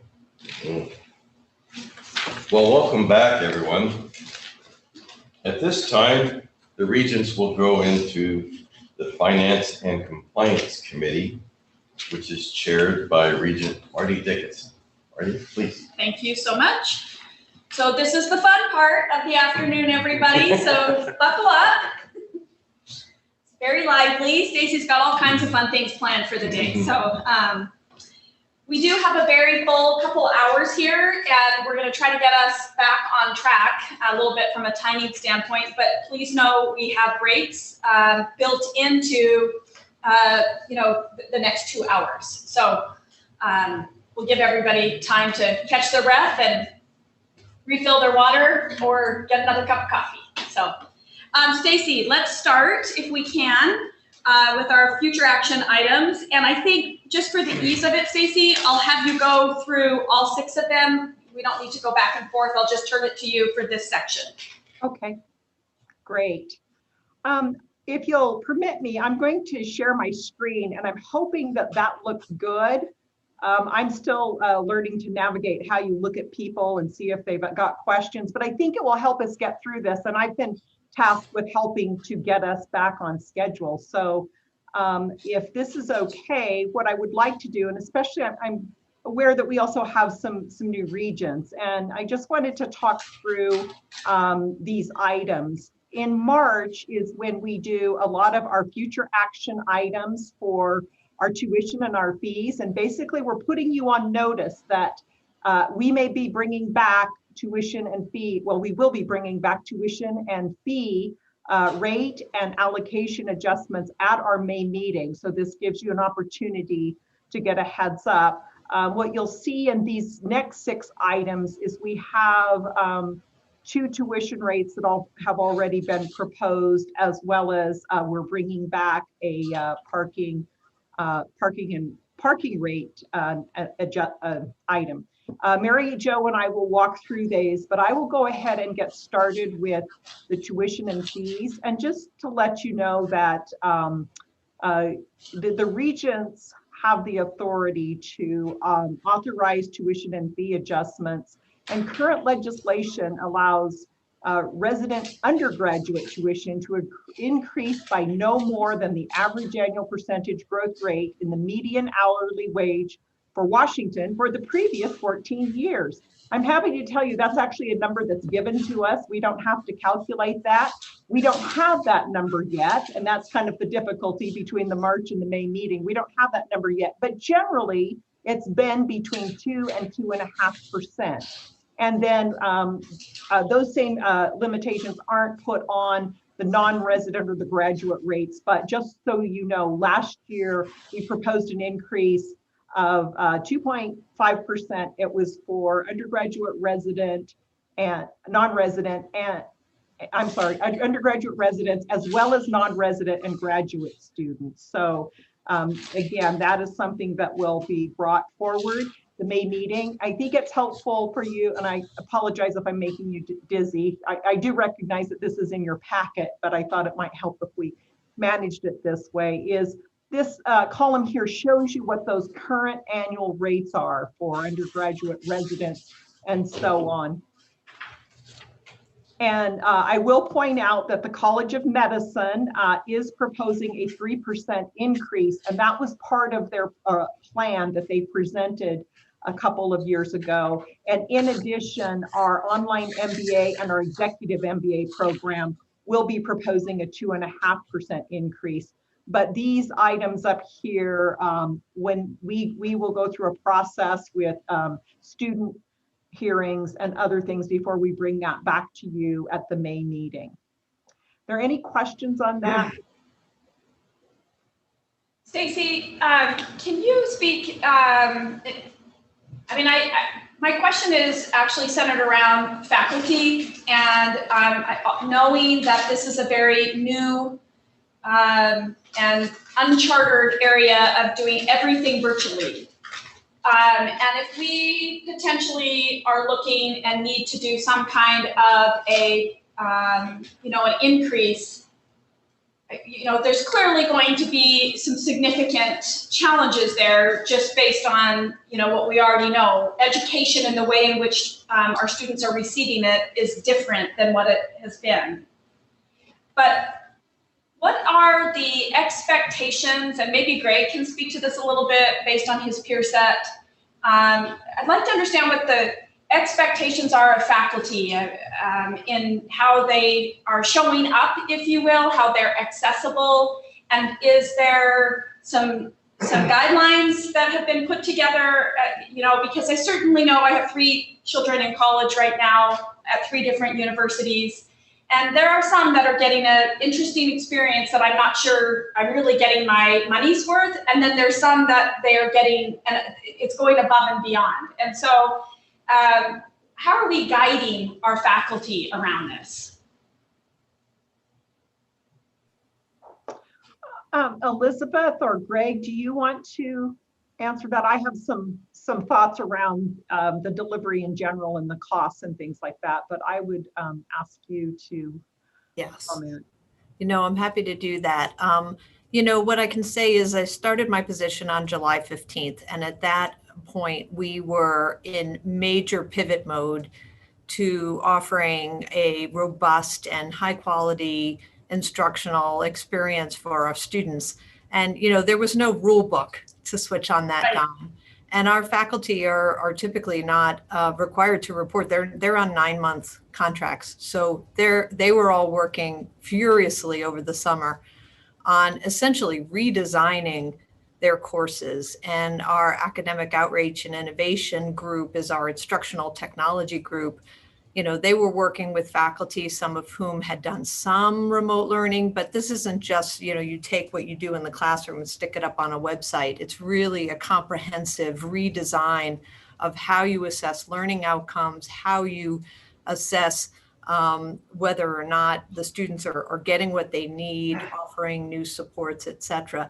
So I would say, and I'm happy for Greg to add to this, our faculty, most of them are working double time and almost as if they're teaching 2 courses for every one, because they also have to meet students where they are in terms of their access to technology, their access to computers. So for example, we have a computer loan program, we have a hotspot program. We were on the fly trying to make sure that our students actually had access so they could take part in the remote learning. So, my experience thus far, and of course I haven't been at WSU when we were offering 100% in-person experience, but obviously I was making that same pivot in my previous position. We've asked faculty for this coming fall to actually do something which is much more like a hybrid, which is again, in some cases, another redesign, if not a complete redesign, applying some of what we've learned to redesigning courses for this fall so we can offer, some remote, some in person. So at least my perspective is that in general, our faculty we're giving them the resources to maintain teaching excellence. They're working doubly hard, especially given their own constraints. Some of them didn't have internet at home, and some of them have children at home that they're also homeschooling. But even despite that, I think that largely the educational experience has been good. And I will add that in our town halls and in all our communications, if I hear from a student, if I hear from a parent, if I hear from a fellow administrator, I reach out and try to solve any issue that has come my way, and I know the president receives these too, and if there are academic issues, he tends to forward them to me. Sometimes faculty don't realize that certain students are struggling, and so I reach out to the faculty member every time I hear about an incident where there's some trouble. We have a very high touch leadership group from that perspective. Greg, did you want to say more? You moved on my screen somewhere. I don't know where you went. Oh, there you are. Yeah, I just echo that. I mean, I think that one of the challenges a year ago was that a lot of our faculty didn't even have laptops, right, that they could take home. There's a lot of disparity in terms of the sort of technology available for faculty to teach remotely. And thanks to a couple of fairly large funding resources from the president and through Provost Chilton, we've been able to outfit a lot of faculty with that technology. We've learned a lot as we've gone. I think the big struggle right now is the misunderstanding of what it means to be asynchronous versus synchronous in terms of teaching a class. Everybody, asynchronous is the sort of where people want to be, I think, but it requires so much course design, so it's valuable, right? And so synchronous allows us in some respects to sort of model the kinds of engagement that we would have with our students in the classroom. So all of those things have contributed to this. And I think some of us are doing better than others. But I'm going to go back to look at the positive things, because my academic department is chemistry. And a year ago, if you'd asked me, will we ever get to the point where we're doing remote instruction in an experimental science type course, I would have said no. And in fact, that's my job in chemistry, is undergraduate studies. And now we are doing it. And in some cases, we've been able to pivot to very successfully doing it. And that's going to modernize post-COVID, post-crisis COVID. Right. So I think that the value, but I think that this is true in many cases. We always, and because I also get student and parent complaints for students within chemistry and deal with them. The value is we know our faculty are committed. We know that our faculty care about student learning. We know that we have to empower our faculty, provide them the tools necessary to do a good job. Talk about course design assessment. Another complexity is that I'm on the team that's helping. We're moving from Blackboard to Canvas LMS in the fall. So that's giving us another huge opportunity, and Academic Outreach and Innovation has hired additional consultants to help us design even better courses for that new learning management system. So I don't know if that answered the question.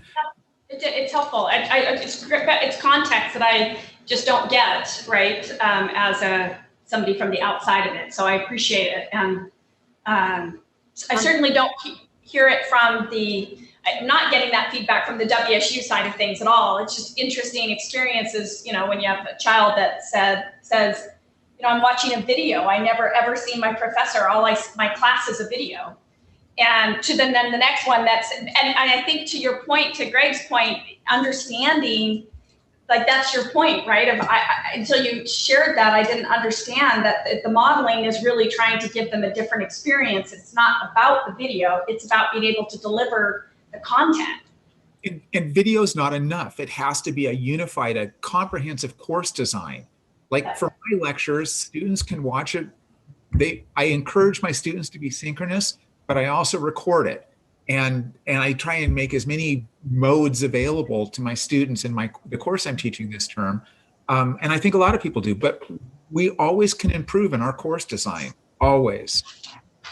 And I just wanted to underscore one thing that Greg said, which is the resources that we provided to faculty to make this transition. Stacy, I'm sure supports that, but it's not like basically what I'm saying is the cost of instruction increased in the remote delivery environment because we had to buy hardware, we had to provide software, we had to provide training. In some cases, we actually sent kits to do water testing, for example. We sent kits in the mail to students to, go to their kitchen sink or to the neighborhood screen, things that normally we have resources to do here. So that is a common misperception that the remote instruction is cheaper and so we should lower tuition. In fact, we had to expend more resources to make sure we had a high quality educational experience. Thank you. But I would mirror that too, that there is also no correlation between the cost of instruction and the quality of instruction, right? That's on us. We have to do the best job we can to meet the needs of our students with the highest quality product that we can design. Thank you very much. Yes, thank you. And so before I move on, I'll note, we take tuition rates very, very seriously. We know how challenging it has been for our students this year. As you know, as Regents, it's also been very challenging fiscally for the university. And so part of the analysis that we will do will have to do with the emergency aid that we're receiving, as well as what is happening with the state budget. It's all part of one big package, and tuition is just a portion of that. Okay, I will go ahead and move on to the second item, which is our services and activity fee rates for the upcoming year. Mary Jo. Absolutely, Stacy, thank you. I'm going to talk first about future action item 2 and then future action item 3. For those of you who are new Regents, I want to share with you very briefly what the process is so that you aren't surprised. As Stacy indicated, this is a multi-tier process where we engage student voice and student leadership groups, including governing bodies, to help us weigh in on this. The process is outlined in our Registered Code of Washington. Each campus has its own services and activities fee committee that meets and discusses and determines the fee, which is the first part of future action item 2, and then it determines the allocation of those fees in future action item 3. There are also, you may also see under these areas other mandatory fees, and you'll be talking about a parking one, for example, or a tech fee, which Stacy will get to shortly. In that 2-tier process, again, those student groups get together, make those determinations. We have representatives from the administration also on that group. And again, just as we're trying to provide a high quality teaching experience, this is many of the ways that our students provide the high quality experience beyond the classroom. It's important to note that in those we are in the process of that. All of the campuses right now and their committees are beginning those discussions. They've received proposals from organizations and departments at the university. And then each of those committees are reviewing that. Then it gets to the chancellor then gets it to the president. And that's when it comes to you as the Board of Regents. And we will have those for the May meeting. Are there any questions on the process for how we go about determining services and activities fees? Again, this is future action item 2, which is the fee itself, and then future action item 3, which is the allocation of those particular fees.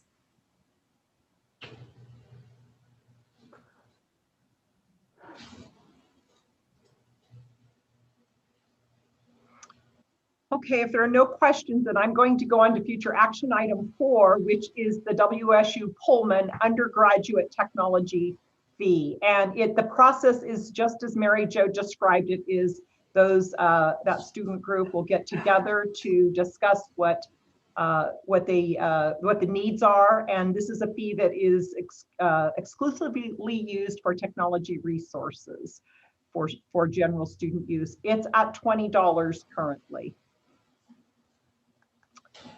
Future action item 5 is the WSU Vancouver technology fee committee allocation for the year. And I will note that this fee actually, same thing, it's a technology fee, but it includes undergraduate and graduate students, and the student technology fee committee is in the process of reviewing those funding requests also. So are there any questions so far on those particular fees?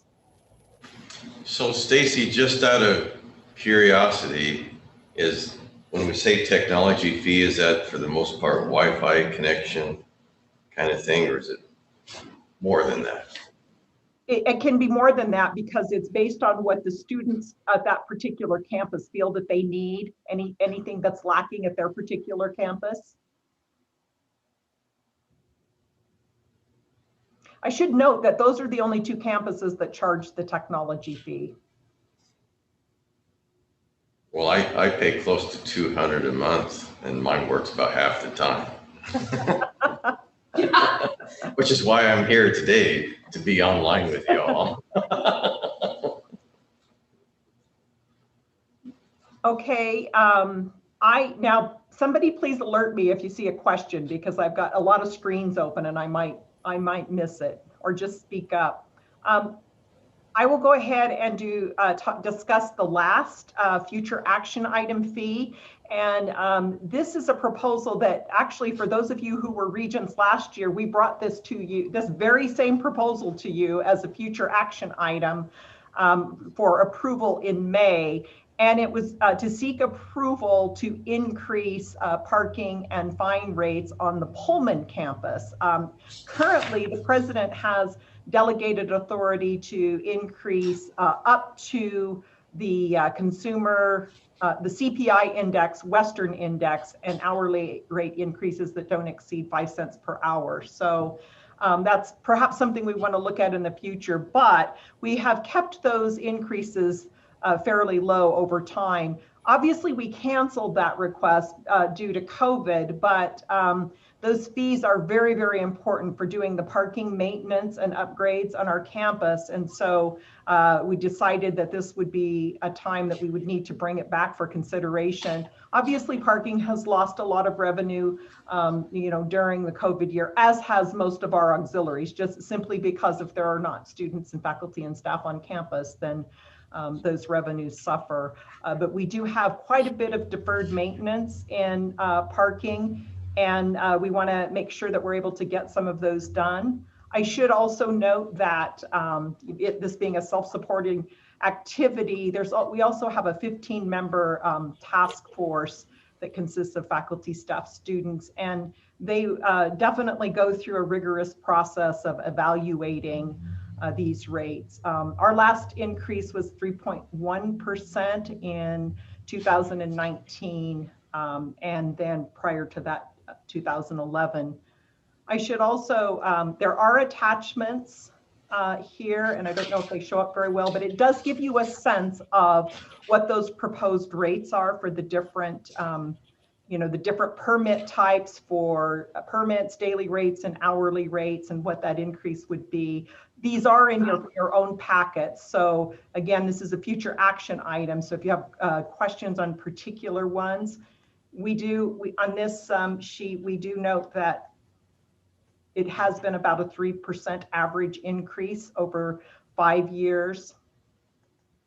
And then we also include an analysis of our parking rates with our peers, recognizing that most of them are in much different areas, but it gives you kind of the more expensive parking rates and where we lie, the mid and the lower. And that's information for the Regents to consider as they consider this action. Then the last attachment is all of the discussions from that task force, which I encourage you to look at. So I'll stand for questions about that on this particular item. Okay. Stacy? Oh, yes, Greg. So recently it has come to our understanding that I guess we're struggling, Faculty Senate struggling a little bit with parking rate increases, not how they typically or historically do, but some students that are seeking access to mental health care facilities on campus are not, the providers and the students aren't being allowed free parking. And maybe Mary Jo might know more about this, because this had to do with your student affairs is paying for it or something, but parking says we're self-sufficient, so they can't pay for it anymore. Is there anything in these parking fees that can accommodate students accessing services and providers being able to provide services on campus? Mary Jo or John Shaheen, would you like to address that? Oh, there's Mary Jo. So to briefly explain the process, in the past, Cougar Health Services has paid for the parking in front of our Washington building. And if you all came to WSU Pullman, you know that that used to be the hospital that is now our Cougar Health Services. It came to a point where we had to make some decisions fiscally because of the reduced fee that we did in the spring, and we cannot continue to pay those amounts. So at that point, it returned to parking's hands. We have heard from students. We understand it's a concern, and I think we are working on trying to find a viable solution, Greg, moving forward.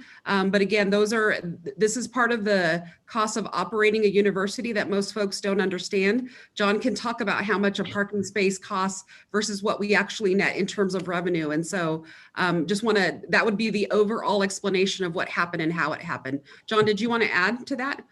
Yes, Mary Jo, thank you. And Greg, that's a great question. And we're dealing with this issue, and we have a meeting scheduled with our Cougar Health Services folks and Jen Johnson and Curtis Cohen to talk about this and look at it. I guess my question is, if we're talking about parking fee increases, can some of that revenue be diverted to help offset the cost of these type things where it's services for students?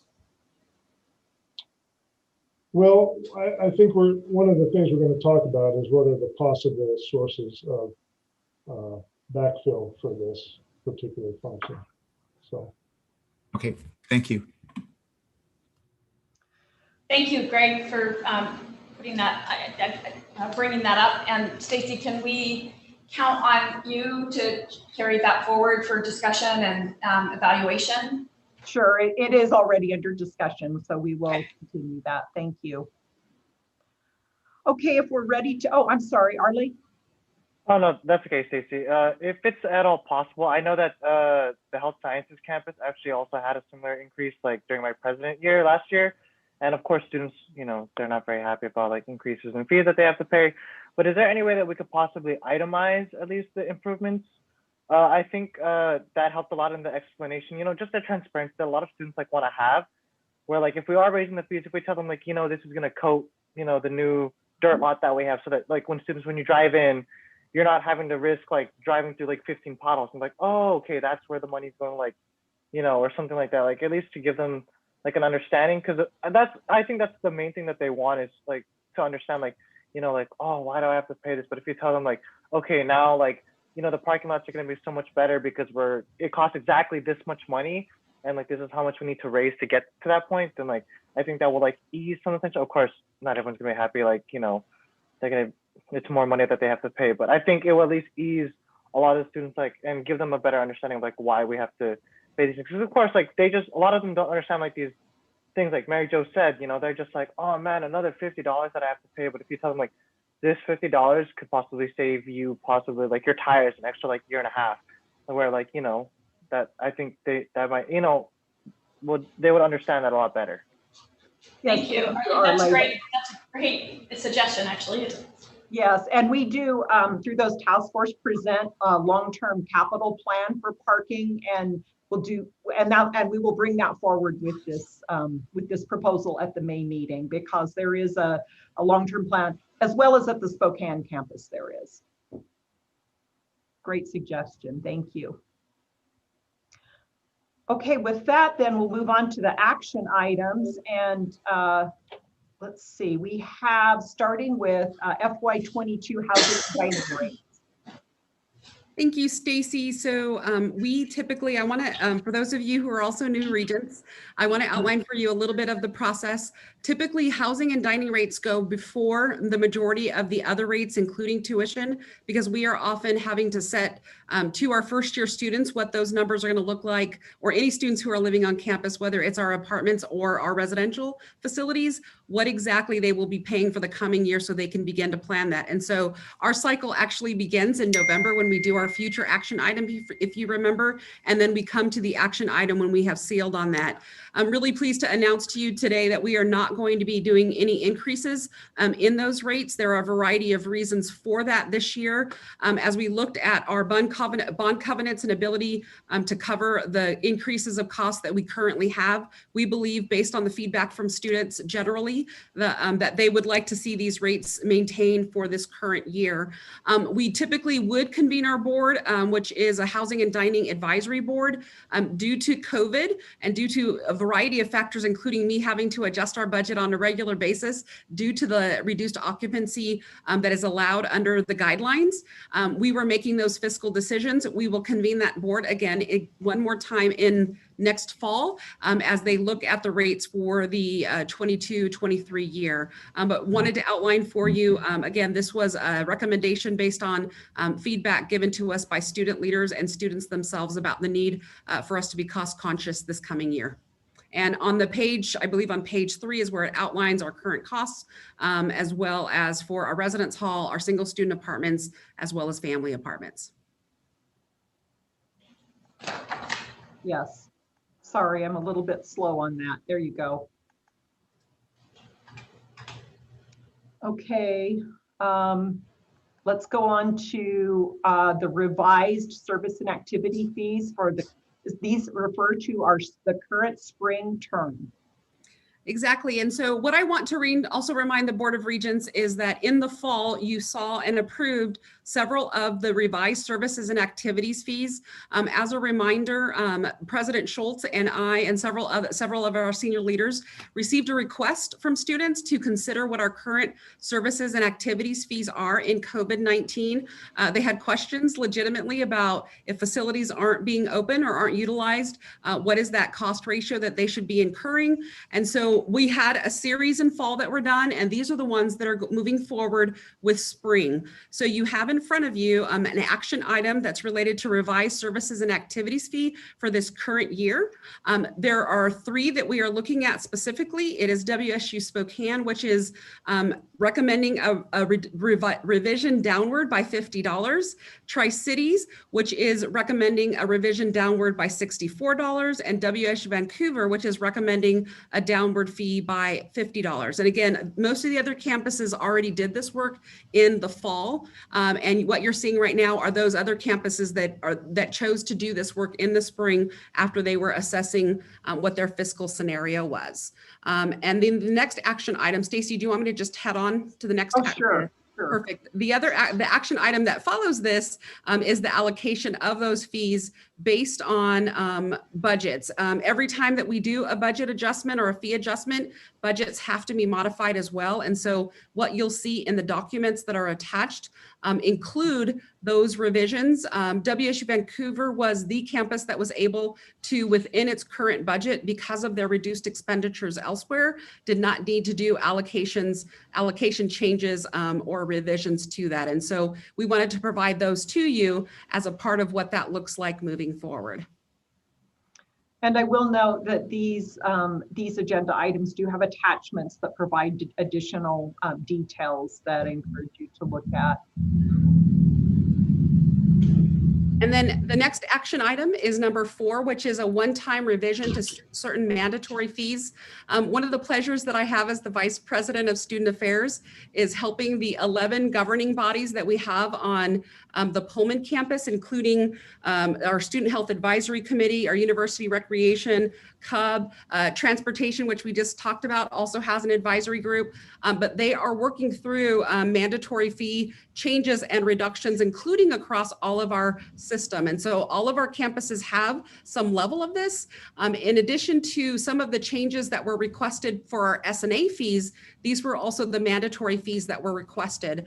WSU Tri-Cities, after convening its group, I do want to commend Sandra Haynes as chancellor there, as well as Robin Kovas, who is the president of ASWSU Tri-Cities, for their ongoing effort to really take a look at finances and adjust those based on student needs. They did elect to not collect 50% of that fee. Our WSU Tri-Cities also decided to reduce its transportation fee and to not collect a portion of that for spring 2021 semester. And again, all the attachments are there, which outline the specific requests and modifications moving forward. And there's also one other thing, I apologize. The Spokane fee, based on the recommendation of that committee, is remaining intact. That was based on, frankly, conversations with Chancellor DeWald about the health needs, the healthcare needs, and the mental health needs of our health sciences students. Okay, are there any questions on those action and future action and action items? Lisa. Yes. I just wanted to ask a question. I appreciate all of the reporting. You went fast, so I'm just trying to kind of catch up. So I love to see when we can take fees down or keep them, hold them, especially in moments like this where I think our students really appreciate that. So that was exciting to see. I am curious about the tuition rates, and this is my third time in this process of looking at tuition increases. You know, when we meet again, we'll see what that tuition recommendation is and need to take action within that same 2-day period. So I was curious if there was a plan to start to foreshadow what that might look like, and any backup information that we can review, or if we're just anticipating that it'll likely be the same 2.5% that's authorized as the recommended increase. Lisa, let me attempt to answer that. We purposely didn't put anything, nor did we forecast anything for this time, because we just don't know what's going to happen with the state legislature and the final budget, with some of our COVID costs. We just saw President Biden today did that federal package. All of it is going to affect our bottom line. As soon as in a public forum we put out any number that says we're speculating this, it sort of gets us locked in. And so what we want to do is we'll communicate with you all. We'll give you all the background information. This is no strategy to kind of do it at the last minute. It's really, we need more information before we're ready to bring forward a proposal. So that's the reason that we haven't laid out a lot of different scenarios, is we just got a lot of work to do before we're ready to do that. That's why we're being purposely vague today. We just got more information we'll have in the next 2 months, and we will be ready to make a recommendation, based on the conditions that our families are seeing, but also keeping that balance with the financial position of the university, and as we move forward. I appreciate that. Thank you.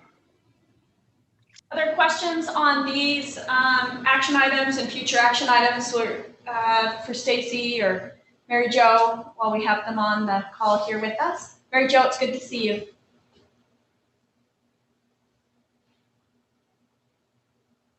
Okay. So what I think we will do before we head into the internal audit piece, because that will be a little lengthy presentation and discussion, let's just take a quick 10-minute break, and just everybody can check email or do what you need to do really quick, and we will jump right back in. So it is 3:25. We will come back at 3:35. Thanks, everybody. Very good. Thank you. I'm gonna run down the hall. Be right back.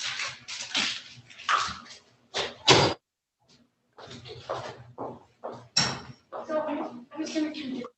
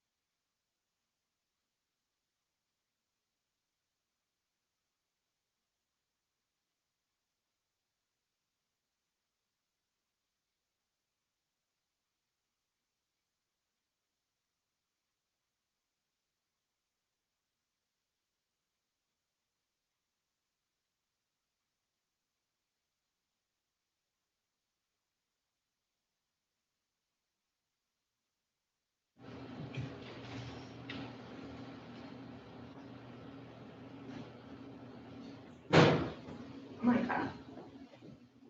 It always takes a minute. There you go. You're live.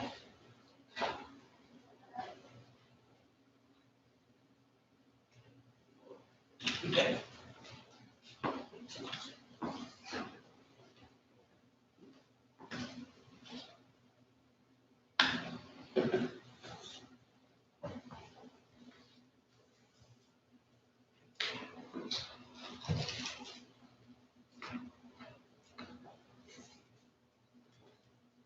Yes.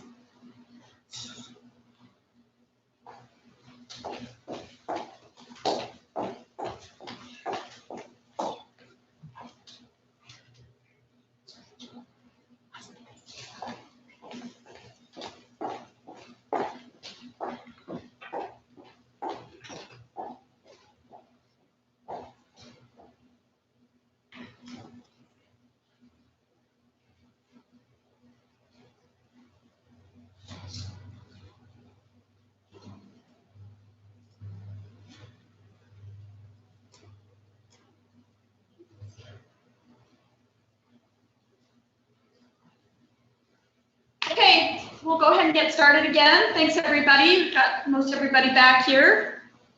I want to welcome Heather Lopez, who will be taking us through our internal audit review of the July 1st, 2020 through December 31st, 2020. So Heather, good to see you. I'll turn it over to you. All right, thank you. So you might recall, this is the first full year that I'm providing a status report on a semi-annual basis instead of quarterly. And it is with a semi-annual report, probably the briefest report, written report I've provided.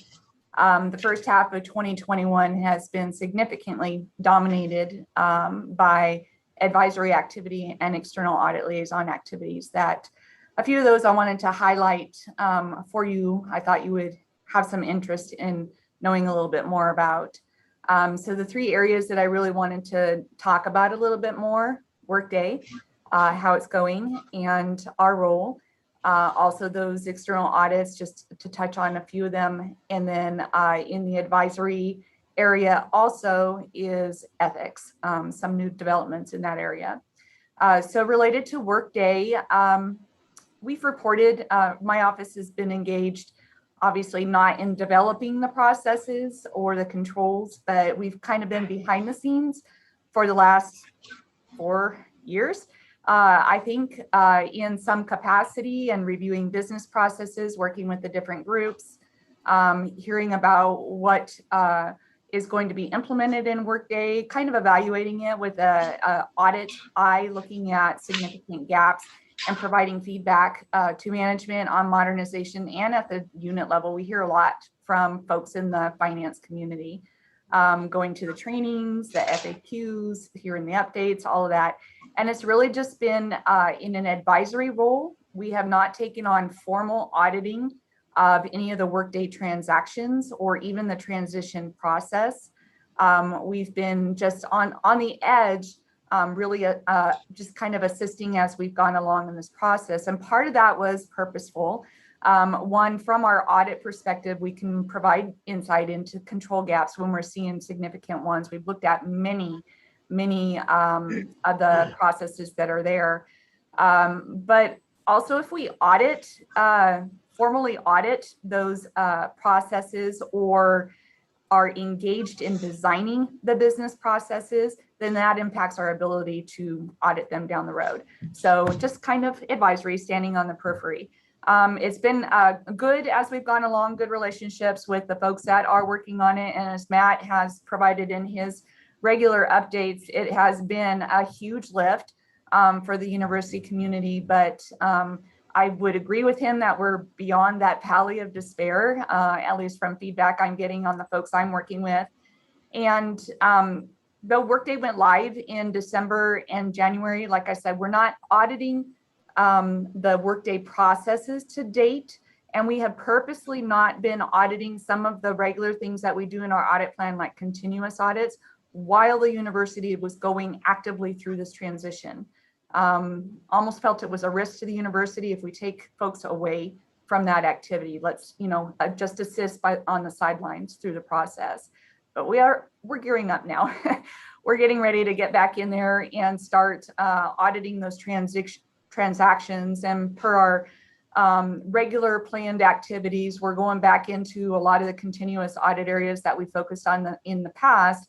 And it's different this year because we'll be looking at legacy system transactions the first half of 2021, those transactions that carried over into Workday, and then transactions as processed in Workday.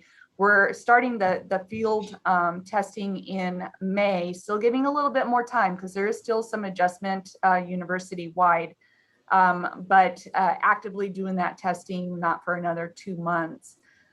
Related to Workday, there's been some other impacts on the transition, and that's on the other topic that I'm going to talk to is related to external audits. We've had unprecedented number of external audit inquiry, and there are a myriad of reasons behind that, but a lot of them have allowed an opportunity to look at, even though past transactions in legacy, but also what does it look like in Workday going forward. So it's almost a good time to be wrapping up some of those liaison activities because we're able to demonstrate in partnership with management that sure, in legacy, the controls were not efficient and in some cases not effective, but in Workday, we can pull those reports, we can see the processes, and again, with management, demonstrate how much better it is since Jan 1, since it's gone live. For both the transition in Workday and as related to the external audits, I just want to, right now we've got 14 active ones that we're working on. Almost all of them are closing at the same time right now. And as I said, some of them are cut over their past periods, but we're able to bring in current processes. So it gives our office and I into it and management that opportunity to demonstrate Workday in action. Majority of them are related to sponsored awards. So I do want to give a shout out to sponsored program offices who has had an incredible lift along with everybody else on that transition, getting ready to go into Workday and dealing with making sure that everything is accurate and complete, and then assisting the university community in adjusting to using the new system and all these external audits and the work that they need to go through to help in pulling the records and data and explaining the processes. So I just wanted to give that shout out. Sponsor program rolls up to Matt's group, so his whole unit has had a heavy lift. I also wanted to comment still on the Workday related to a comment that Regent Ramos made related to cybersecurity in Workday. So even though we have not actively been testing financial transactions, and we actually haven't actively tested a number of the controls, we've been reviewing the controls, and as related to some of our current external audit inquiries and ongoing review of past audit recommendations, especially in the IT arena, we've been doing a lot of work, and it's still actively engaged in looking at the cybersecurity controls related to Workday. So, and that is an ongoing, that will always be an area of focus for our team and certainly for you and the university. One other thing on the liaison, moving from Workday into solely into the liaison, with the majority of those being still active and a lot of them closing right now, our office and the university are not the only entities that have budget shortfalls and have been impacted by COVID. The state auditor's office, we have a lot of activity with the state auditor's office. They do whistleblowers. So those are complaints of suspected misconduct of WSU employees. We have 2 of those active right now. They do fraud reviews.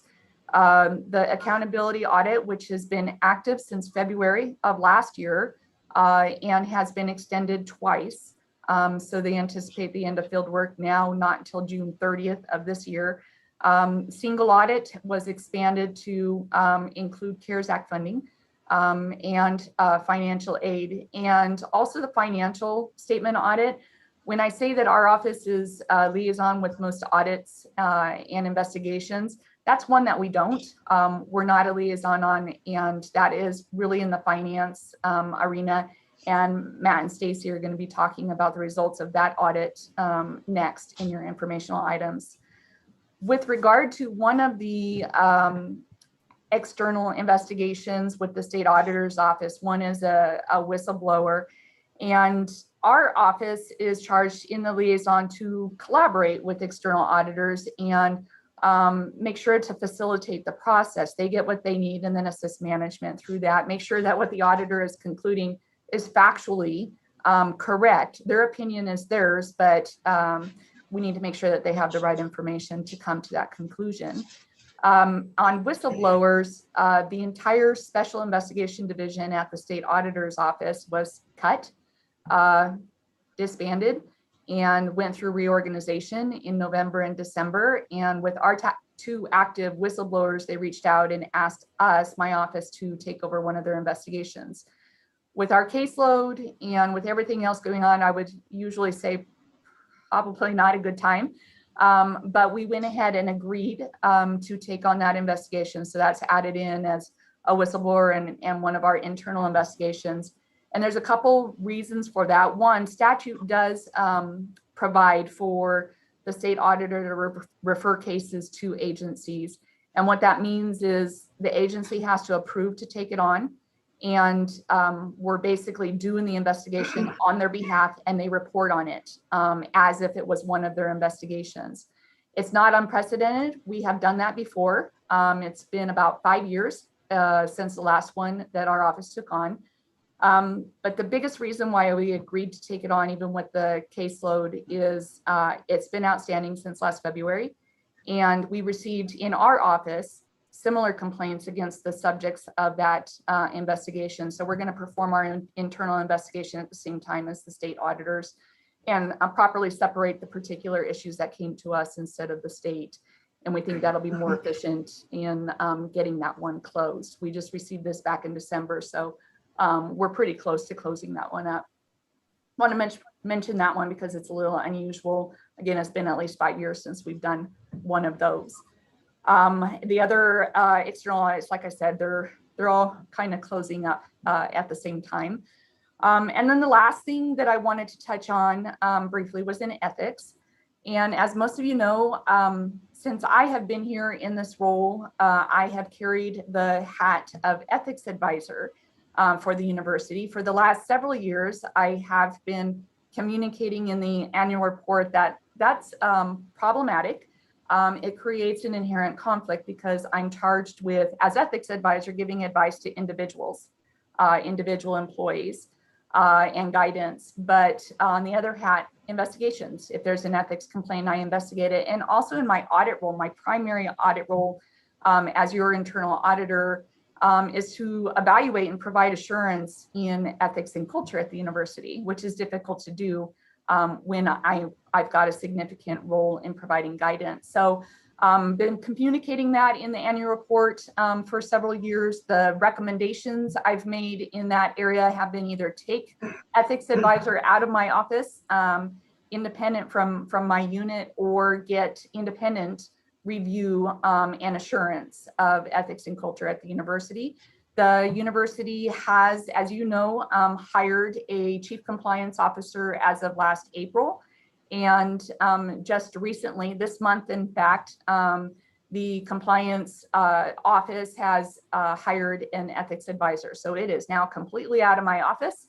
And as Regent Dickinson knows, I'm very happy about it, not just because of the caseload that has lifted in my office, but I can focus on my primary role for you and for the university, and that's related to audit responsibilities and evaluating control, and giving you information on that, on how well the university is doing independently. So with that, those were the highlights that I had for you. If you have any questions on any of those or anything else. Thank you, Heather. Yeah, I can't underscore, as long as I've known Heather, which I think has been 3 years, the ethics piece has been a conversation piece every time we've met. So this is a really big deal. And so thank you, President Schultz and others who we're committed to helping make this happen. I think it's the right thing to do for sure. And I just want to also say thank you to Heather. She just does a really nice job on some tough subjects and is on top of it all the time. So Heather, we appreciate you. Comments, questions that you might have?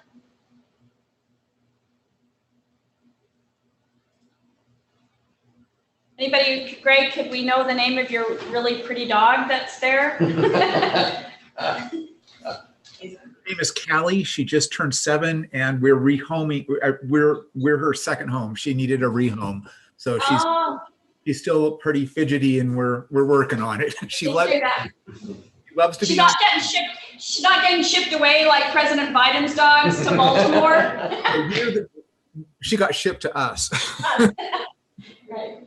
Okay. I'm going to wrap up this portion. If we don't have any questions, Heather, thank you very much. Well done. Okay, we are going to move it along. I believe Stacy is up next. Do I see? Yeah. Oh, there she is. There she Yeah, is. sorry. I couldn't even find myself. Since we are, we want to keep moving along on the agenda, I'm going to go ahead and have Matt Skinner and introduce our controller, Molly Holt, and have them jump right in to both the results of our annual financial statement audit and then to walk you through the financial trends and debt report.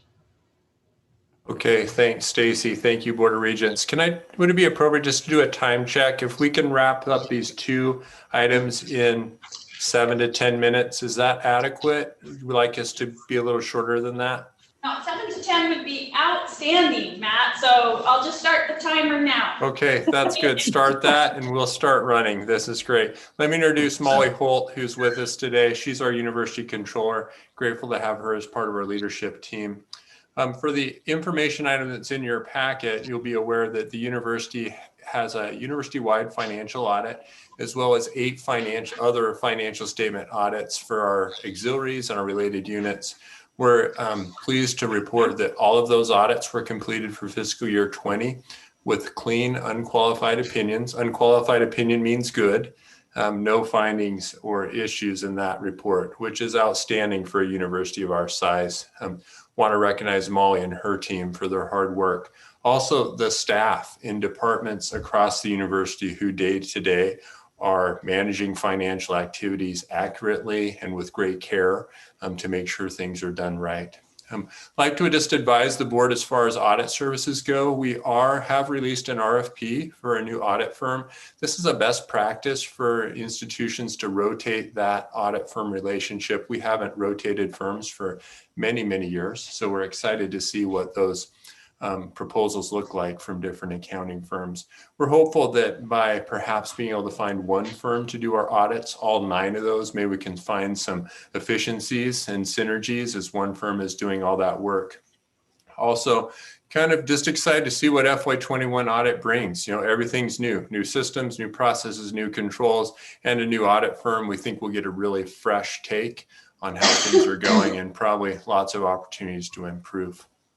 So let me toggle over here then to the next action item or information item, excuse me.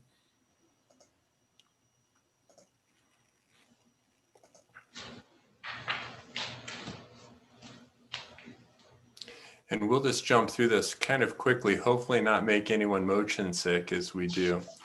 So a reminder, WSU tracks its fiscal health in 2 ways. We have a core budget of our primary operating revenues that we track that closely month to month on a cash basis. You've heard us talk about run rates and the 3-year recovery target. That's primarily where we track that information. And then annually, we bring all that together for all the funds and revenues and expenses of the university in the annual financial report. This is full accrual accounting. So as you look through that report, you'll see things like depreciation expense, liabilities, assets. It's a really useful report to help us assess our own progress, and we can benchmark against other universities, which is great. In your packet, you'll see a quick update on the core budget, which we provided to the board in September. We won't recover that, but we're really happy with the progress we've made in the last 3 years. on our operating budget. Molly, why don't I turn it over to you to give some overview of this year's financial statement results. Thank you, Matt. Good afternoon. Going to do a quick overview at a high level of our statements. As a university, a public university, we're subject to governmental accounting standards, so our statements may look a little bit different from what you may be used to in business.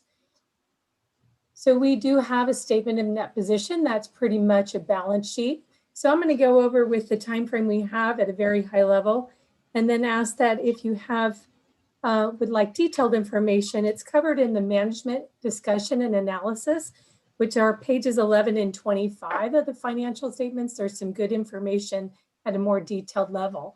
One of the things you may note is we do not have a lot of restatements this year, which makes things very much easier than some of you may have seen in the past. We did not have new standards to implement. So with our assets and deferred outflows, you will see, if I draw your attention to the far right column, a very good number. Assets increased 124 million year over year. That was primarily in our cash and investments and endowments. Our liabilities stayed fairly stagnant, only raising 6 million over the same time frame. So those are our assets, liabilities, and that leaves us with our equity, where we have net investments in capital assets. That's our capital assets less accumulated depreciation and debt. That also increased, as did our restricted non-expendable. That's related pretty much to our endowments. That's a good increase of close to or at 30 million. Restricted loans decreased. We expected that as we phase out Perkins loans. Restricted expendable increased 19 million. And the good news is our unrestricted increased 52 million. And that is money that can be used for any purpose. Then our next statement is our statement of revenues, expenses, and changes in net position. So pretty much our income statement. We had some positive things happen. Notably, our operating revenues did increase 3 million, even in times of COVID. Our tuition and fees increased. However, we did see decreases in sales and services directly attributed to COVID. Our operating expenses increased slightly. That was primarily due to increases in salaries, headcounts, benefits.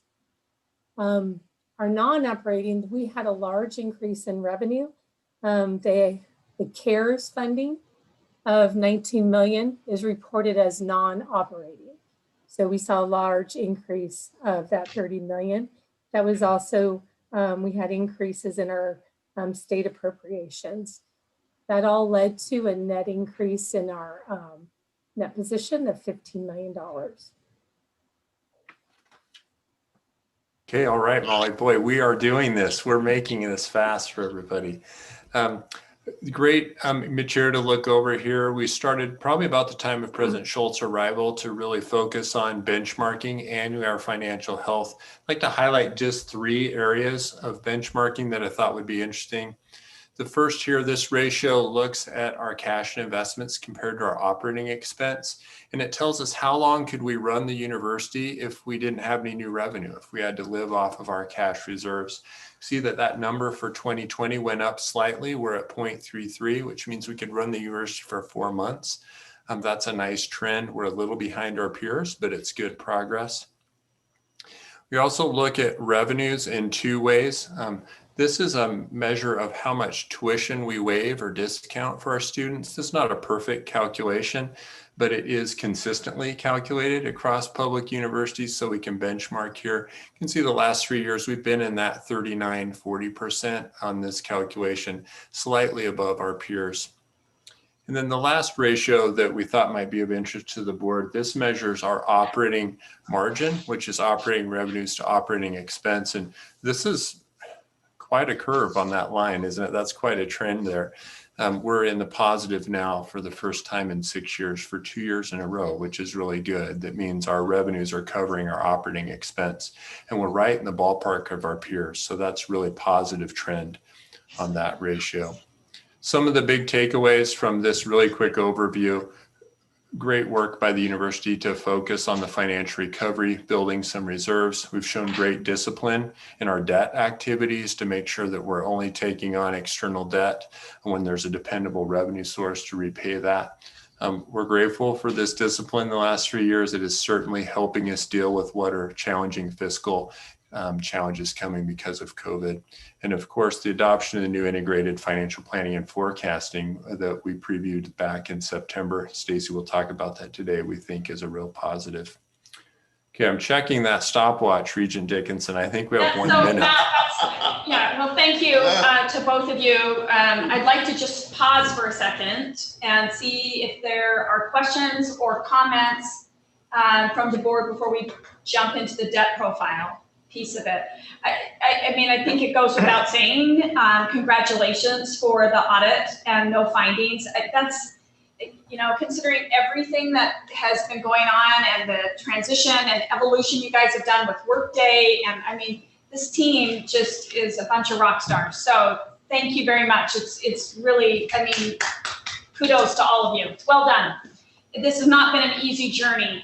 And your discipline and your attention. And I appreciate that you acknowledge, Matt, that this is a team effort, right? So it is coming out of the staff across the university that touches any kind of financials that has the same intention and discipline. So thank you. Okay. I'd like to add my thanks. Great work, you guys. Thank you so much. And it's good to see this stuff reflected graphically. It makes it a lot easier for us regents to track. So really appreciate the presentation style as well. I just wanted to ask Matt if you had to list the thing you're most worried about at this point in that scope of that presentation, what would that be? Okay, boy, that's a good question. And Stacy, you can probably think about that, and Molly as well. For the fiscal year 2020, you have to feel really good about those results. And then I just think the fiscal pressures we're all working on right now with the COVID pandemic certainly are challenging. I'm really pleased with the way the planning is coming together for that, but I suspect we have a little bit more work to do to make it through that. So. Yeah, and thank you for that question, Heather. Obviously, I want to continue to focus on building central reserves, and not because I want a big pile of cash. I need to be able to have funding to deal with things that come up, you know, to kind of stabilize, whether it's enrollment adjustments or anything like that. And I think we were making great progress. And I was despairing a bit as we went through the COVID years, but I'm feeling a little bit better about things. Potentially, and I'll talk about that in the next presentation. You also saw that that number that we have on tuition waivers, and I have brought that to the attention of Provost Chilton and then also Saichi, because they're partners in this, and it's something that bears our attention. In other words, how are we going to best use our resources to shape our enrollments the way that we need to shape them very strategically? And I'm very pleased that under their leadership, we're bringing all of the campuses together to talk about enrollment strategy. And waivers are a part of that strategy, but you have to be very careful.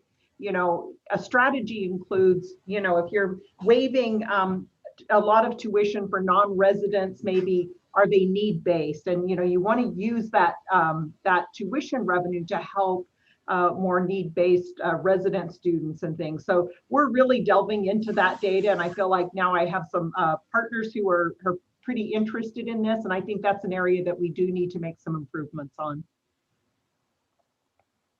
Thank you, Stacy. Any other comments or questions? If not, we'll jump into the debt profile piece of it. Okay. I just had a quick question. Actually, that was among many of the notes that I had written on tuition waivers. Will there be a update on the tuition waivers? I know it's kind of come up a couple different times. Stacey, I appreciated your comments and was just curious about next steps relative to that. Yes, we need to do some analysis. I think somebody mentioned that Saichi's been here a couple months, Elizabeth. So I need to work with them as a team to assess this and kind of decide on a strategy. And of course, one thing you have to remember, we had made some, well, you might not know this, but we had made some recommendations to make a start on this. And when COVID hit, you know, we really had to pay attention to our students who were in distress. And so to be honest, we just kind of paused for a little. But what we're really looking to is what type of aid is going to come in, either emergency funding, you know, as it relates to COVID, as well as changes in the Washington State College grant and things like that. We need a chance to kind of sort through all of that. And then our goal is to develop some policies and strategies that we look at every year. You can adjust that strategy based on the outcomes that we're getting. So I just think putting that together and that we have a team that's very dedicated to doing that. So give us a little bit of time and we'll bring something back. Awesome, thanks, Stacey. Yeah, I would just echo that, you know, Saichi's been with us for 2.5 months or something like that. But aside from that, you know, there was an article yesterday in the Chronicle that said, you know, please be kind to your enrollment managers that, you know, typically trying to bring in a robust class is, I think they said, like being in a kayak in a storm in the ocean, and then you add COVID to that. It just makes, this year will be unlike any year in admissions and recruitment and retention. So, but what I appreciate about Saichi is he brings the whole WSU, all of our campus locations and all of our students and communities into system-wide planning. Thank you. Stacey, debt profile. Okay. Stacey, maybe we could cover the debt profile in just 2 slides. This is a requirement that annually we report to the board any debt activity that happened. This is under Board of Regent policy number 5. So a quick recap of the last year and any debt activities. In July of 2019, we took advantage of good market rates. We were able to refinance some of our debts. That saved $12.5 million. That was outstanding. We like to do that all the time when we can. You might recall in February 2020, after the board approved the issuance of $3.5 million in shorter term debt to support the baseball clubhouse or the Back to Omaha project for 1 point, and we financed that at 1.78%. And then finally, which we all just went through together with the board in September and November, we did a unique transaction this last fall that took advantage of market rates to refund some of our debt and issued a bit of new debt. And the combined savings from that transaction were $11.2 million. So those are our major debt activities over the last year plus for the board to be aware of. Of course, we issue no new long-term debt without approval from the board. And then finally, I just remind the board, the university does receive a credit rating from Moody's and S&P. We had an opportunity to meet with both rating firms in October, and they renewed our credit rating with a stable outlook, which is really positive in the current environment that we received that stable outlook. This chart shows how that rating looks. On the Moody's scale, we're AA3, which is in a nice band of 104 public institutions. On the S&P scale, we're at an A+ rating, which is in the other grouping of 115 institutions. Say, Matt, I might have you go back to a graph of the outstanding debt that you passed over, and I'll, because that will feed into my next discussion. And this is Stacey, just before you do that, can I just ask Matt on the ratings? Is that the same as we had last time? It seemed like it was, right? We haven't gone anywhere, right? Yeah. Okay. Yes, and not only that, Heather, it's a big deal to be able to retain your rating right now because higher ed has a negative outlook from Moody's and probably, and I think more so even with COVID. So that was good that we were able to do that. And it has everything to do with the results that you just saw on the financial statements and the improvements that were made. Thank you. The reason I wanted to have you take a look at this graph, it depicts the debt that we have outstanding, and it breaks it down by facility. So both in the pie chart up here by areas, and then in this graphical analysis, because then you can see that we're on the downward trend of paying our debt off, and then if we were to issue no new debt, it would be completely paid off in, I guess a little bit in 2040 there. So that I'll talk about that a little bit more as we go into our integrated financial plan. So Stacy, so this chart that we're looking at, this is the breakdown of the debt that academics carries, the debt that we see in our housing and dining, debt from student facilities, and debt from athletics. Is that accurate? Yes, all of our debt plus our capital leases. Okay.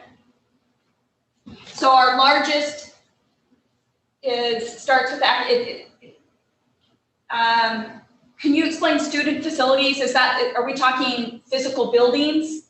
Yes, that would be dormitories, housing, student unions, rec centers. Yeah, Okay. and pretty commonly, these are all pretty commonly financed in higher education. Okay.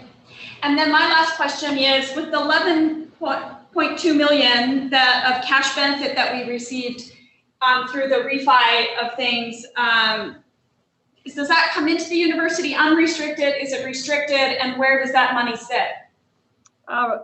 Right now, it sits with us centrally. We made the decision, I believe we reported this to you back in the fall, but that we would just hold on to that till as we worked our way through COVID to see where those needs might arise.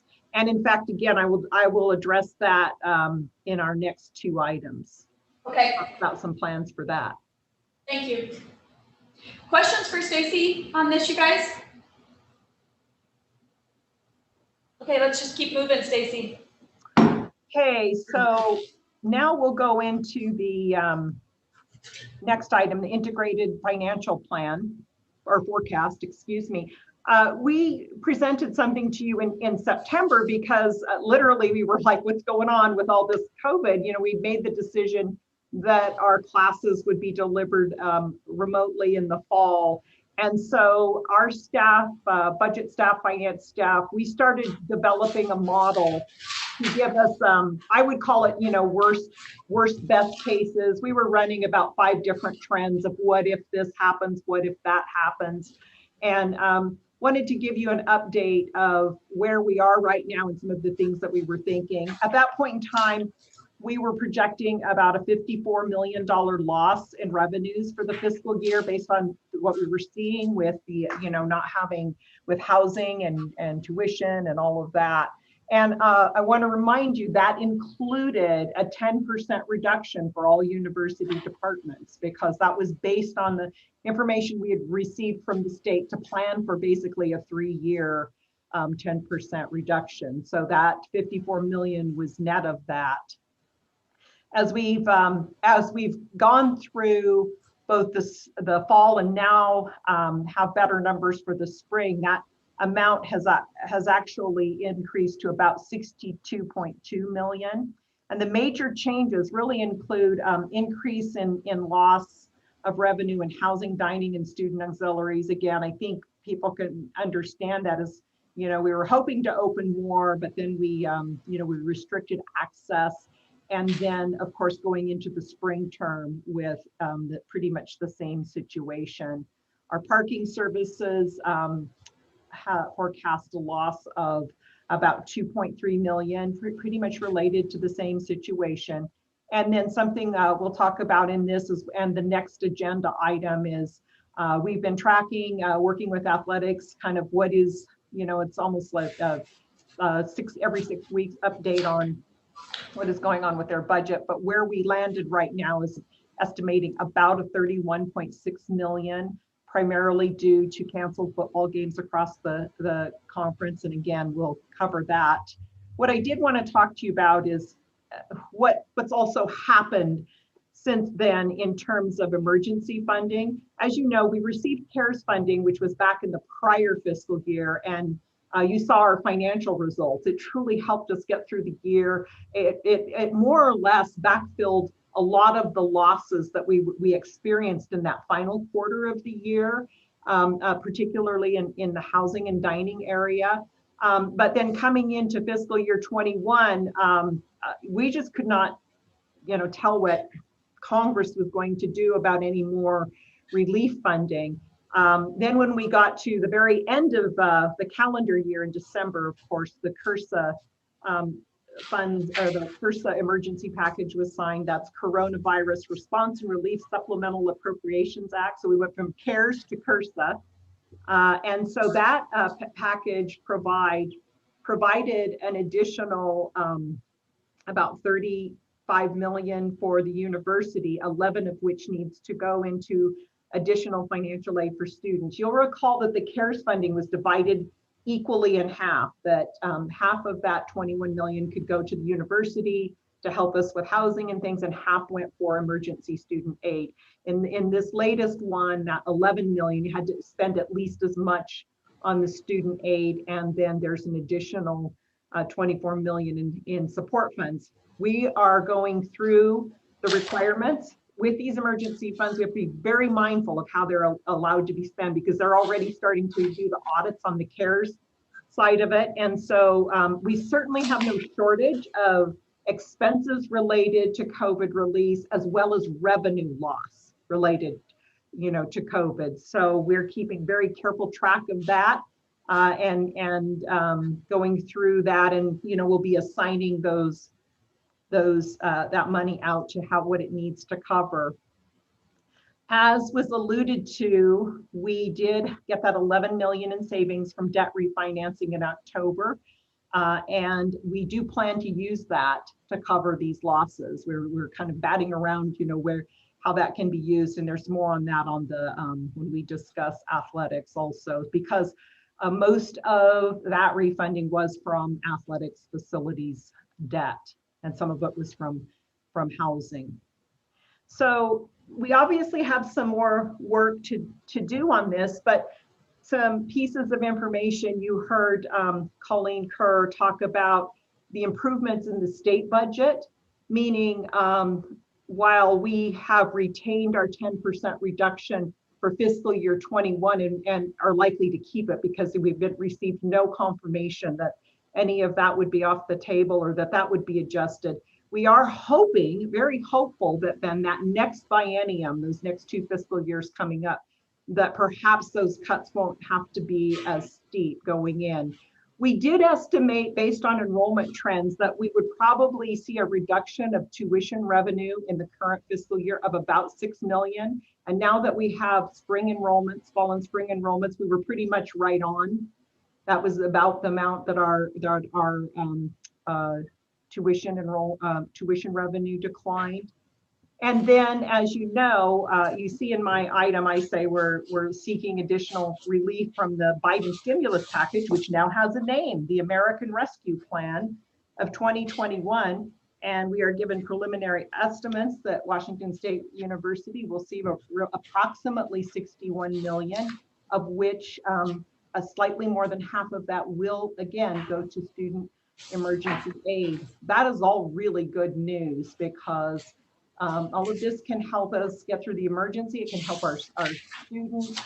And then, but again, that's one-time funding. So we need to match up, where those needs are going to be.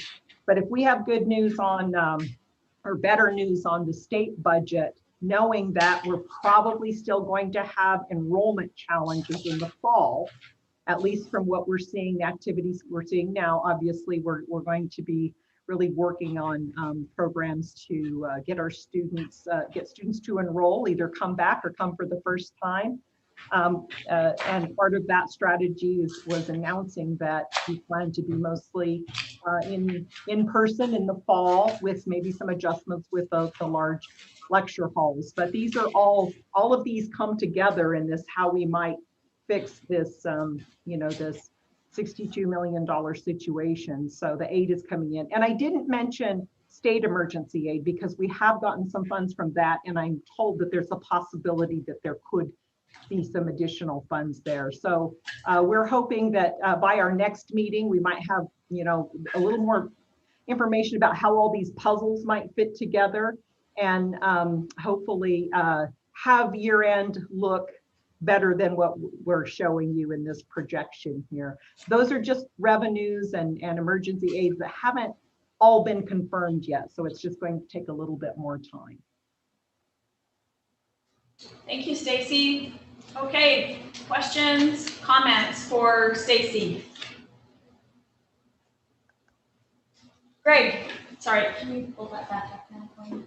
Stacy, can any of the funds that aren't directed to students from the Recovery Act go to debt service? Yes, as a matter of fact, it can. That's what we have. That's what we've uncovered in the second round PERSA. Is it appears that it can be used for university debt service, and we've looked at that because that would enable us, if we were used to use the funds for debt service, it could help us build up those central reserves. So it's again, it's one of those pieces of the puzzle that we say, well, you know, we could possibly use it this way. You know, we have to be mindful. We've got our auxiliaries hurting really badly, and then, you know, we want to make sure that we're kind of looking forward to what we can do to you know, make the path easier for our students and that type of thing. And you know, as you know, Greg, we've made budget cuts in all of the colleges and areas. So you know, we're gonna.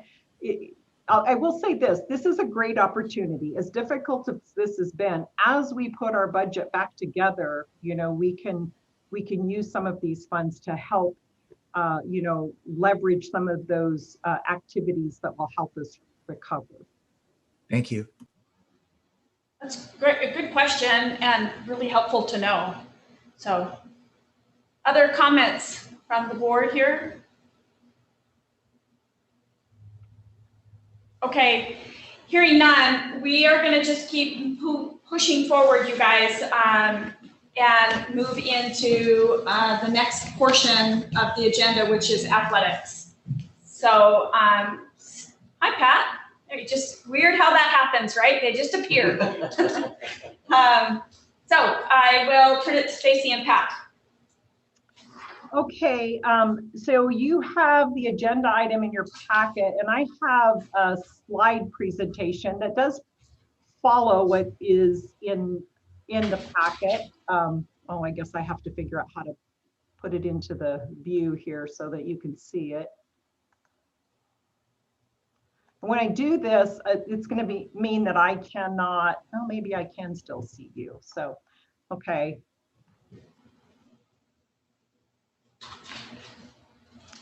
So, I got a Zoom budget that we put in your packet, and I don't know. And what it shows is in June, the Regents did approve.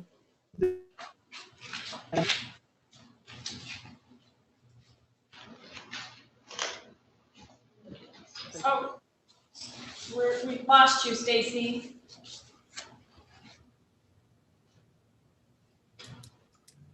Am I on now? Yep, you are. Yes, you are. Yeah. We lost you there. Okay. Your screen is not showing. Oh. And while I'm at it, Brett, you're wrestling a lot. Sorry, I sat too long. Okay, I think Kyle put the screen up. So are we back in business now? It looks like. Yeah. Okay, Kyle, go down to the next slide. And again, this is in your packet, but I just, for those of you who've been around for the whole year, you see all of the monthly updates that we did for you as the fall season unfolded, as we got into the bowl season. The last two, October to January, that's really when we were experiencing game cancellations and things like that. I'm going to let Pat actually speak to that, because even though you see the numbers here, what happened is you know, he can speak to those activities in that time period. Thank you, Stacy. And I just want to offer a quick thanks to Stacy for all her hard work on this. And we've hired a new CFO, John Harlow, who I know is listening. And John's put a lot of time into this and has been guided by Stacy. And our outgoing CFO, Matt Kleffner, is heading to retirement, so he's been chipping in as well. So it's been a team effort to try to put these numbers together.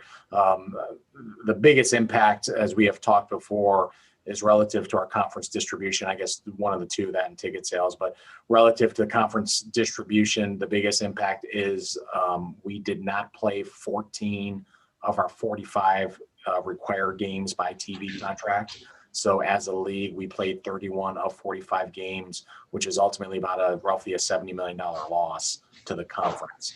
On the good news, men's basketball, out of all of our contracted TV games between Fox, ESPN, and the Pac-12 network, we're able to complete 97% of our games. So men's basketball did a really good job in terms of trying to navigate through COVID. The two biggest variables remaining in terms of our conference distribution are completion of the Pac-12 men's basketball tournament because of the TV contract associated with that. So playing through the championship game on Saturday, and obviously the NCAA Division I men's basketball tournament and getting played through its championship game. Attendance restrictions have impacted us as well. Not only with not being able to have fans, but I think many of we've seen substantive improvement in 3 ticketed sports: men's basketball, women's basketball, and baseball. So to not have the ability to try to attract new customers, every open seat is an opportunity to sell a ticket. The good news is we're well positioned for success for next year with ticket sales as these 3 sports are on a significant upward trajectory, and heading into next year, depending where we're at with any type of attendance restrictions, that's going to impact what we do going forward. So the no fan policy, the loss of football games. From a sponsorship standpoint, obviously we have not been able to maximize our inventory because we did not have. I think we had 1 home football game when it was all said and done. So all those will have an impact on the total bottom line. Fundraising in itself is holding steady right now. We went through an exercise earlier in the fall, asking our Cougar Athletic Fund donors contributors to either donate or advance their ticket or credit their tickets for the upcoming years. So that was effective. We still have about 30% of our ticket base, CAF base, that has not responded to that, but we're holding steady there, but there's still a lot of unknowns. So we're working our way through. As a reminder, I mean, we as a department, we took furloughs and salary reductions, and we have felt that pain here these last couple of months as all of our sports are in action. And even though football's not in action, they're in winter conditioning and are preparing for spring ball. So it's been all hands on deck. If you watched any of our basketball games, you'd see our in-house physical therapist and our assistant ticket director and one of our business managers as ball attendants and floor cleaners for basketball games. So I think that's just a testament to the quality of people we have here at Washington State that are willing to chip in and help. So still with basketball to complete, and then with Governor Inslee moving everyone to phase 3, hopefully that means a little bit of something we can do with baseball, which would be nice. Okay, Thank you, Pat. Kyle, can you go to the next slide, please? So I think that Pat covered most of this. And Pat, you did talk a little bit about what might be coming in the upcoming year, especially the fall season. And again, what he has said is, ticket sales are going to be pretty key, attendance in stadium as we go into fall of 21. Yeah, our budget, just as a reminder, is built on football at a 90% renewal rate for season tickets. And we hit that marker the last couple of years prior to the pandemic. And, a lot, so everything is really hinged on for our budget going forward is where we'll be at in terms of attendance restrictions. Great. And I also want to thank John. He was very helpful in putting this information together. Okay, go ahead to the next slide. So I wanted to give you an update about kind of what we're working on with this deficit. So we're certainly hoping that goes no higher. And if we're able to, kind of finish out the things that were planned for the spring, that, that 31.7 million or thereabouts is where it might end up. And I did think we did talk about assigning that $11 million in savings to that loss and then dealing with the rest of it. So our marching orders from you are how do we deal with this deficit going forward and then the longer term.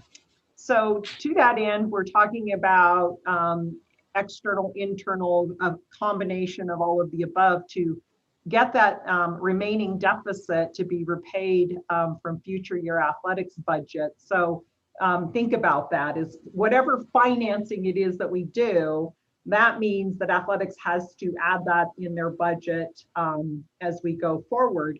But what's so important about that is if we do an action like that to wipe out that deficit, then they have to add that and then maintain a break even or better budget. So the difficulty with making that statement is really lies in FY22 or starting with next fall. And the uncertainty around that. So we're trying to start to straddle like what this year might end up and what next year might look like. And at this update, I'm not talking about what other expenditure reductions might be needed, nor do we talk about a university subsidy or the outstanding accumulated deficit. And the reason is knowing how we're going to fix this impacts those future action items, which I know you expect to see at the May meeting. So we're working hard to have final recommendations for that.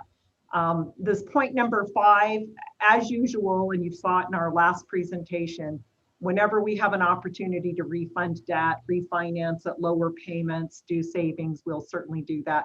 We don't have any of those in the coming year. So that we've done that in the fall and we won't have that opportunity in the coming year, but maybe in future years. So let's go ahead and go to the next slide, because I'd like to talk to you about the 2 financings that we're delving into. One is a Pac-12 financing from the conference, and on the other side of that chart is for us to just go out and issue general revenue bonds like we do for other projects. And what Matt and I have been working through is some of these provisions, kind of, the pro-con of the way to go. So first one, primary collateral to secure the loan. The Pac-12 financing would be secured by future media revenues, meaning that would just adjust the payment that goes to the athletics budget. So the university isn't involved in the transaction in that sense, in that it's just they're adjusting their budget for those reduced revenues. On the other side of that, it could still be repaid from future Pac-12 media revenues, but it's an expense to athletics. Then the secondary collateral to the loan is the university, of course. The university is the entity that athletics is a part of, would be the primary collateral on a general revenue financing, and secondary under a Pac-12.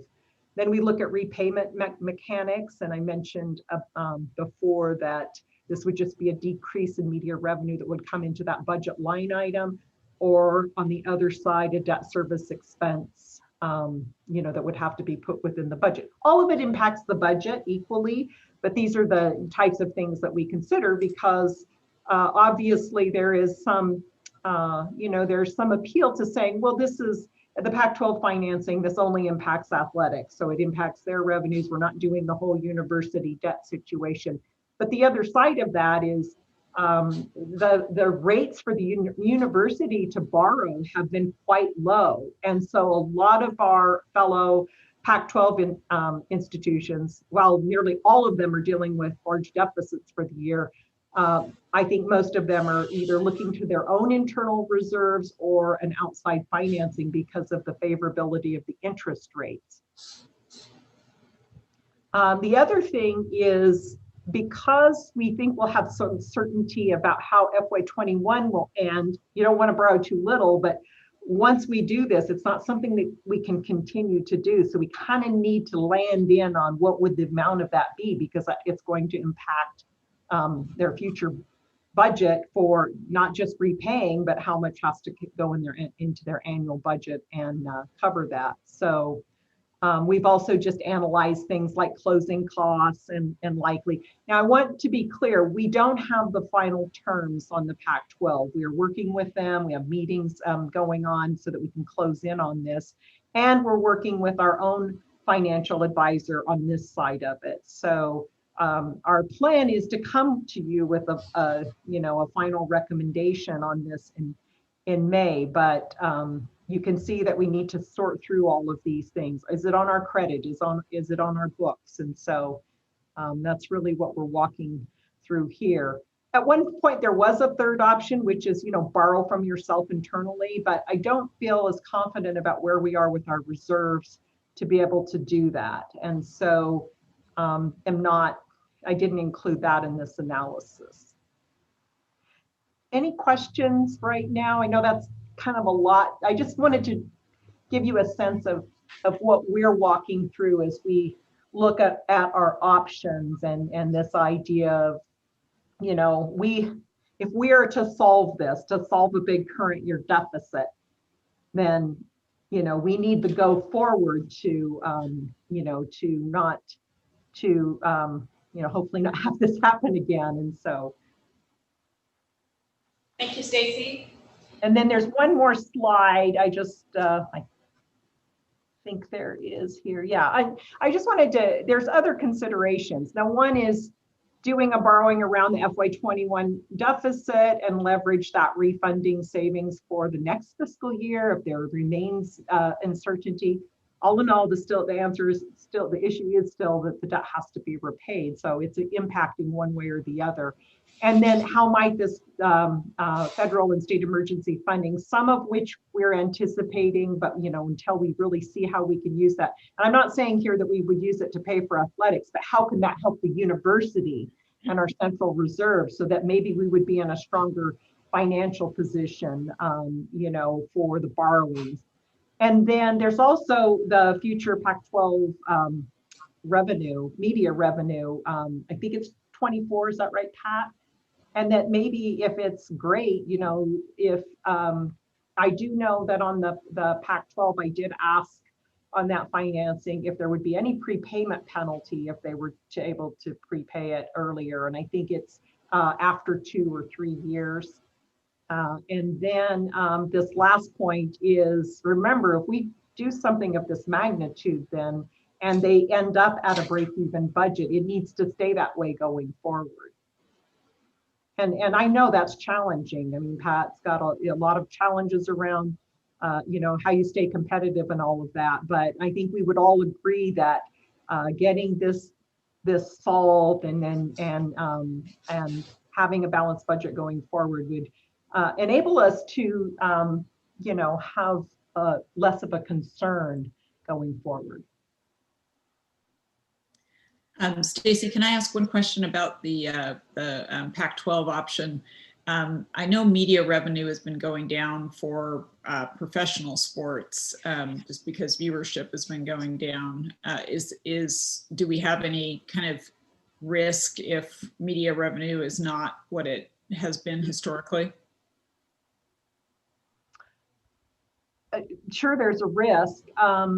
Pat, you could probably speak to that better if you think there's going to be a change in that. No, I mean, fortunately for us, football in itself is holding strong and positive, and specifically college football at the Power 5 level for conferences is showing positive growth. Obviously, we got a lot of work to do. I know Kirk's in the center of hiring our new commissioner, but all the trend, I mean, all the future forecasts show a significant, you know, by 25, at least $10 to $15 million increase in revenue or tier 1 media rights. Yeah. Good, thank you. Kyle, I think you can stop sharing now unless people want to have questions about us. Thank you. Yeah, so I hope this is, I realize I don't have a lot of answers here, but I wanted to let you know this is what's going on in the meantime as we look forward to the future and still hope to bring a resolution for the COVID-19 and then how we deal with the longer term. But again, a key for us is this: athletics deficit is part of a university-wide financial picture. And so, you know, it's certainly, you know, well, if we were able to solve this and they live within their budget, you know, that's good for everybody. And then if we're able to build our reserves, then we don't have to have that situation where we're reliant on other auxiliary revenues, you know, for that deficit. And so it just puts the whole university in a better position. Thanks, Stacy. So I'll open up for comment. I believe I'm going to call on Greg first because I think, Greg, we were going to speak to the memos that we have had and that the Board of Regents has been shared. We'll start there and we'll just open up for discussion and feedback here. Okay, thank you. So you all received the letter that was prepared. Well, I put a cover memo on it, but it was written by an ad hoc group which I identified in the cover memo, and then opened up for university faculty signatures. I just want to note that there were 220 signatures on that document in support of this, and this sort of it's a small piece of what Stacy and Pat just talked about, but it was based on the November recommendation to move $2 to $3 million from non-allocated university resources to support athletics debt. And so faculty had a response to that. And I'm not going to go through the particulars of the letter because the committee did a good job in writing it. I just wanted you to be aware of it. It's on the Faculty Senate website. It's public. After that letter, Kirk also wrote a letter in response to that, which was also disseminated to you. And thank you for doing that, Kirk. That is also posted in public. This has gotten into the media, as you all know. I believe Chair Blankenship sent an email with a link to a piece that was carried in the Spokesman Review by John Wilner, and that was pretty disparaging to faculty in this debate. And then there was recent article in the Spokesman by Sean Vestal or whatever that was disparaging in the other direction. And then there was something in the Inlander on just general athletic budget. There was a pickup on what Eastern Washington University is doing in regard to their athletic debt.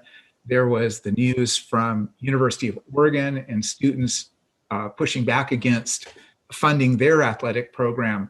All of this has to do with, we're in a starvation situation in some respects, and where are the resources coming from? Faculty understand the debt. They understand that it's not going to go away. What I think that a lot of this boils down to two things: the proportionality of the reductions, where academics have been asked to cut up to 10% and athletics not, living within one's means, and as well as just if we have $2 to $3 million of unallocated funding. Today, we saw some really amazing work in the morning committee based on undergraduate research that are struggling mightily to have funding to support students. So we're all competing, I think, maybe for fewer dollars in an unknown environment, and I think the faculty feel that the investment or the debt, especially this $30 million projected debt, is not addressing our core mission of the university. And I think that's where the controversy is. And I'm not sure how to solve that, but the faculty were pretty uniform in the vote that we do not support moving unallocated university funds that could be supporting the core mission to fund athletics. Thank you, Greg. Appreciate that. Lisa. Yeah, so I'll go to Lisa. I really appreciate that perspective, Greg, and appreciated being able to see the correspondence between the faculty and President Schultz. I've spent a lot of time kind of thinking about what I've learned over the last few years in terms of lots of investments that we've made and lots of changes that the university has gone through, especially as it relates to another question of tuition increases and the impact to students. I too was in that morning meeting where there's some phenomenal research that's happening, and the ability for us to really connect with what's close to my heart, first generation students of color and what they need. And I think that right now, everyone needs something. And that is one of the most difficult decisions that Kirk in his role with Stacy is going to need to be able to assess and make solid recommendations. It seems like over the last couple meetings, we have addressed and talked about the athletics budget, and we've questioned the Pac-12 participation. And I have just really felt like it's time for us to lean into athletics in a way where we're supporting the strategy that Pat and his team have come up with. There's been a lot of changes, coaching changes, a lot of different ways in which we can increase attendance at each of these events, and then COVID occurs. I'd like to see us find ways to invest deeper in not only our core mission, but in supporting students. And I think athletics is a big part of that. I think we would see enrollment decrease significantly, especially in Pullman, if our athletics department was not supported in the way that it should be. So I just wanted to say that I've read everything. I appreciate the perspective. I hope that it's not an either or. I'd like to see us find ways to do both and support our core mission, our students, and our athletics. Thank you, Lisa. Just to maybe piggyback on that, I too have just, having walked by the Inlander in my break room at work the other day, and I opened it up to see myself quoted in it. I was like, oh, well, that's interesting. But what is kind of heavy on my heart is that, WSU is one vote, and I speak solely for myself as a regent, but I believe my responsibility is to lift the entire boat. And academics is a major piece to that, just as athletics is as well, to the overall experience. In particular, right now, I find it really interesting to watch the excellence that we are seeing in our young women who are athletes and students, and what they are doing for this university. It's really impressive.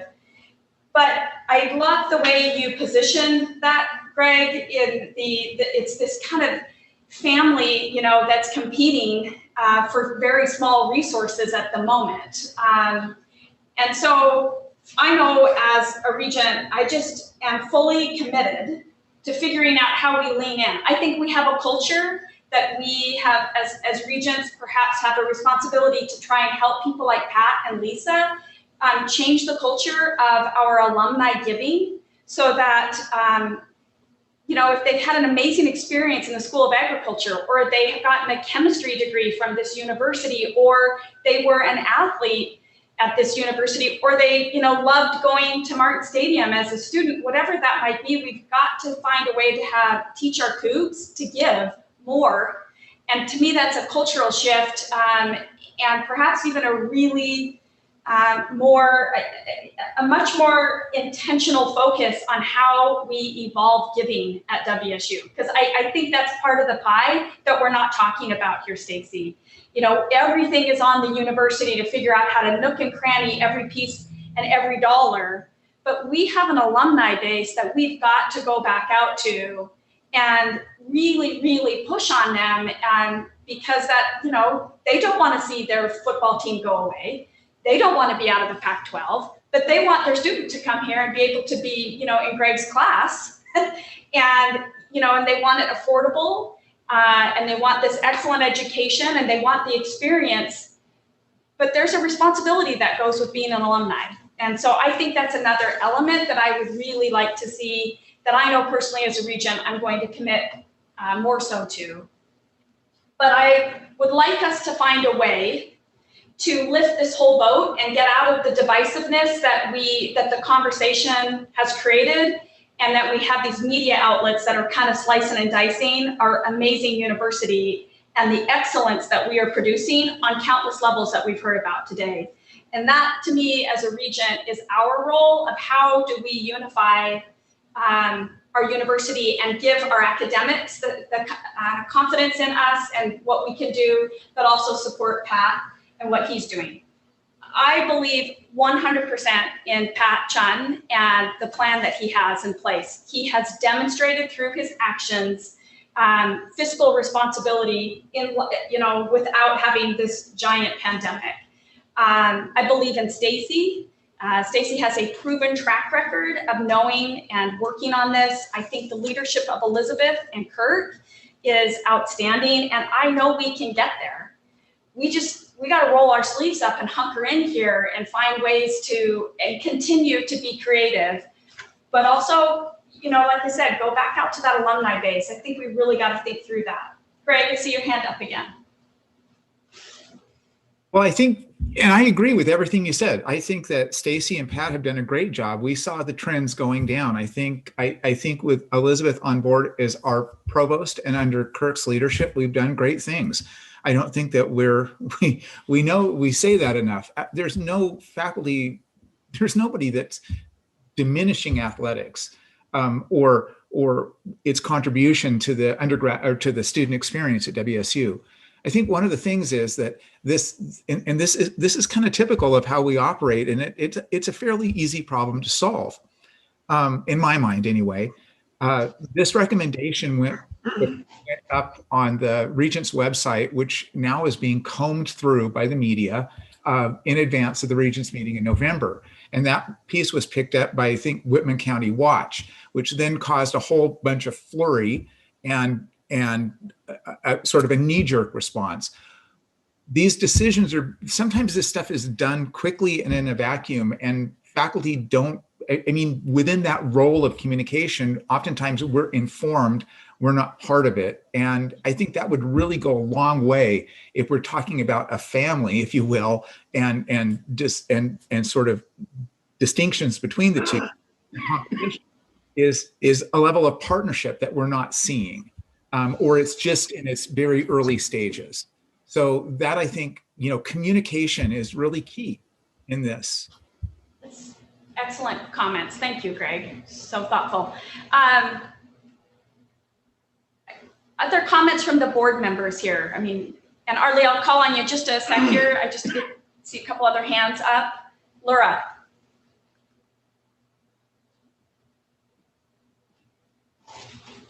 Okay, I think, there's been some great points raised by all of you. And I think what we're really facing is a question of balance right now.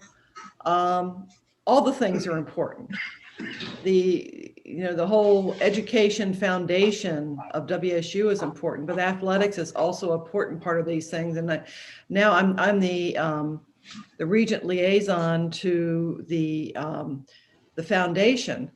And clearly, the whole athletics piece is very important to our alumni, as Marty pointed out. And so I think, and I also think Marty's point about the fact that people need to support the university more, the alumni and the friends. And, we've got an incredible Cougar Nation. And if more people would provide the support, it would help this problem. But we've got to get between here and there. And we have an extraordinary situation with COVID, which has really exacerbated everything. So I believe this whole balancing piece means that we need to help those important parts of our enterprise at a time when they need that help and keep them strong. And if we do, it will raise that entire boat, as Marty pointed out.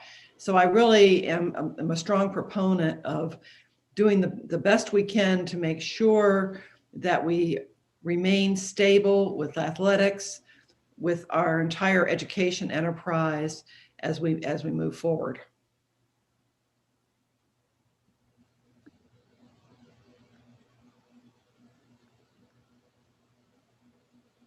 Arlie? Thank you for giving me the chance to speak. Again, I guess I'll start by saying, Pat and Stacy, I don't envy either of you for the work you've done. I know that this is not easy. And I think, obviously, with me being in this position, I can have a little bit more, I guess, foresight to understand, the depth of this issue.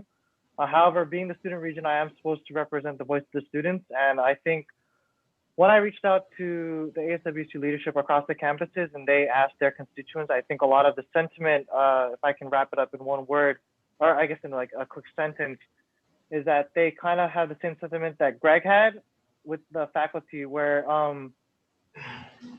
it kind of is getting divisive. I know that I asked leadership to kind of, I guess, be as level-headed as possible and trying to, remind the students that, we're all going through a pandemic. This loss of money is affecting every facet of our university, you know, like everyone is like suffering, and like it's not easy.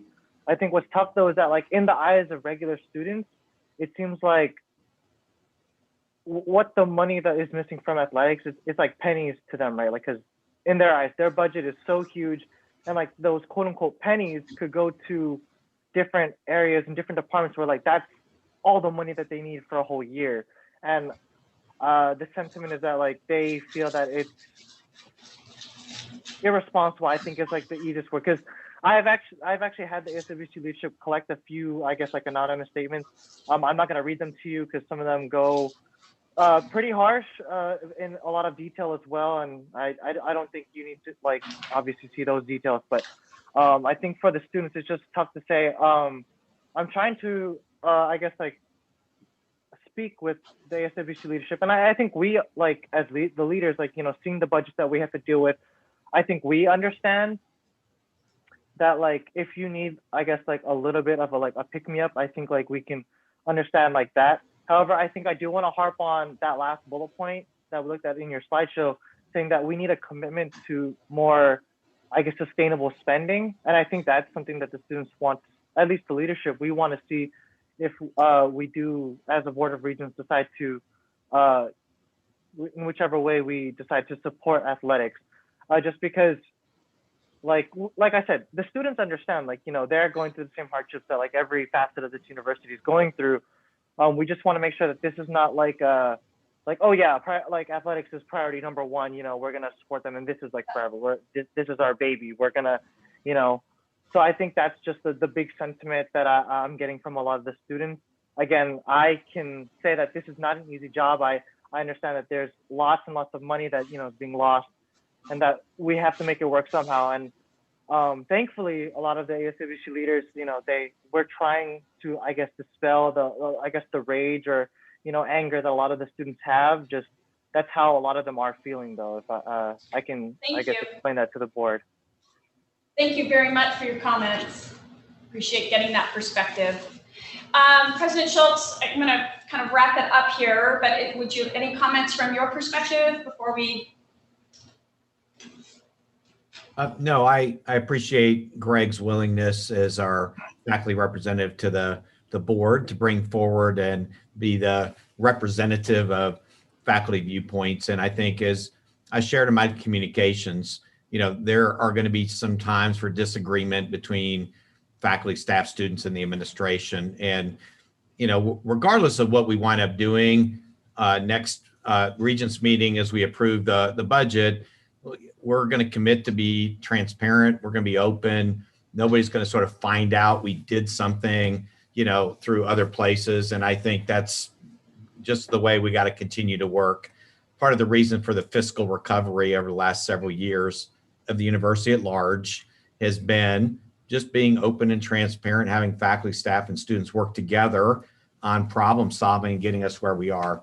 There's no reason we can't do that here as well. So I appreciate the dialogue. We're all working hard. And I do think that, you know, the faculty, Greg, I believe, acknowledge that there are some real benefits to athletics. It really came down to living within the means. And, you know, if we have extra money sitting around, there's lots of things that we should consider to use for that. And I want to make sure that this was not an anti-athletics kind of thing. It was really more about use of dollars and things like that. So that's all I have. Thank you. Good discussion. We're going to keep working hard at it. So my takeaway and summary is balance, partnership, communication, and that there is a need, and there's going to be a need to build a bridge of some way. I mean, we just all have to kind of probably own the fact that there's going to be a need to build a bridge for our athletics.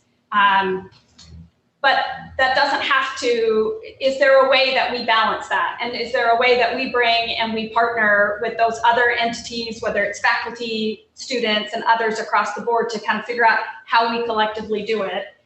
It's going to be uncomfortable. This is going to be an uncomfortable kind of ride, but I have complete faith in everybody that is working on it, that we can collectively do it. So I am comfortable and confident in that. WSU is going to figure this out. We are riding along, and we are going to be the land-grant university in the state of Washington that is a part of the Pac-12, because there are things that come with that brand that we cannot actually replace. So we got to find the answers, and we'll keep doing it. They're going to be uncomfortable answers, but Stacy, thank you.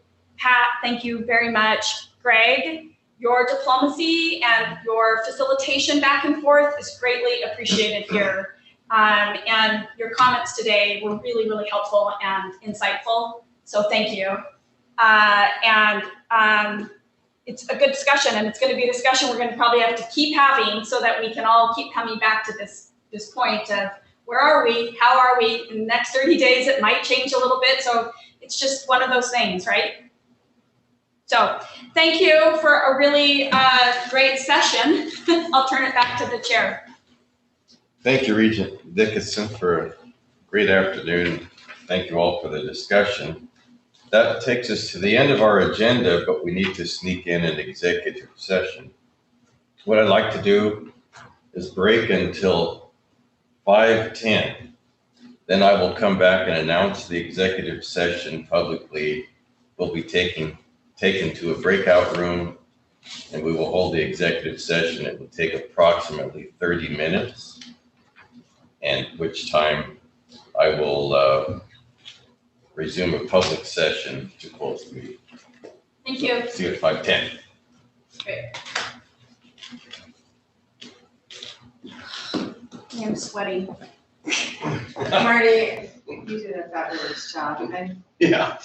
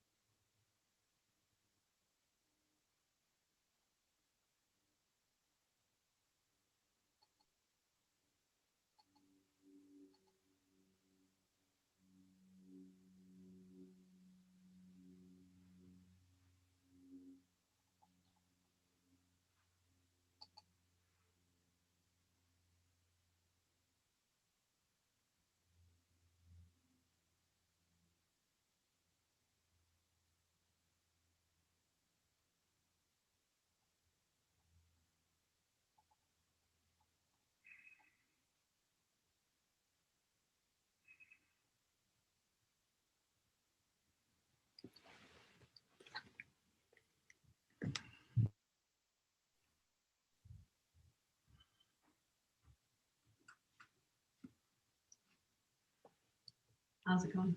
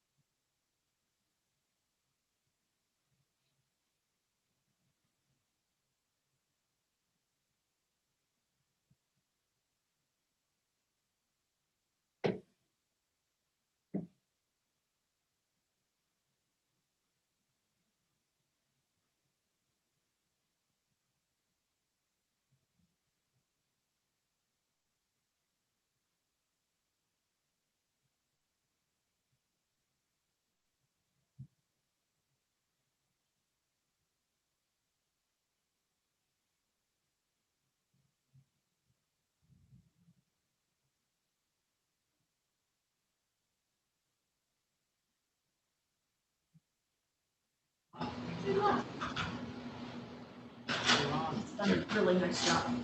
Let everybody know.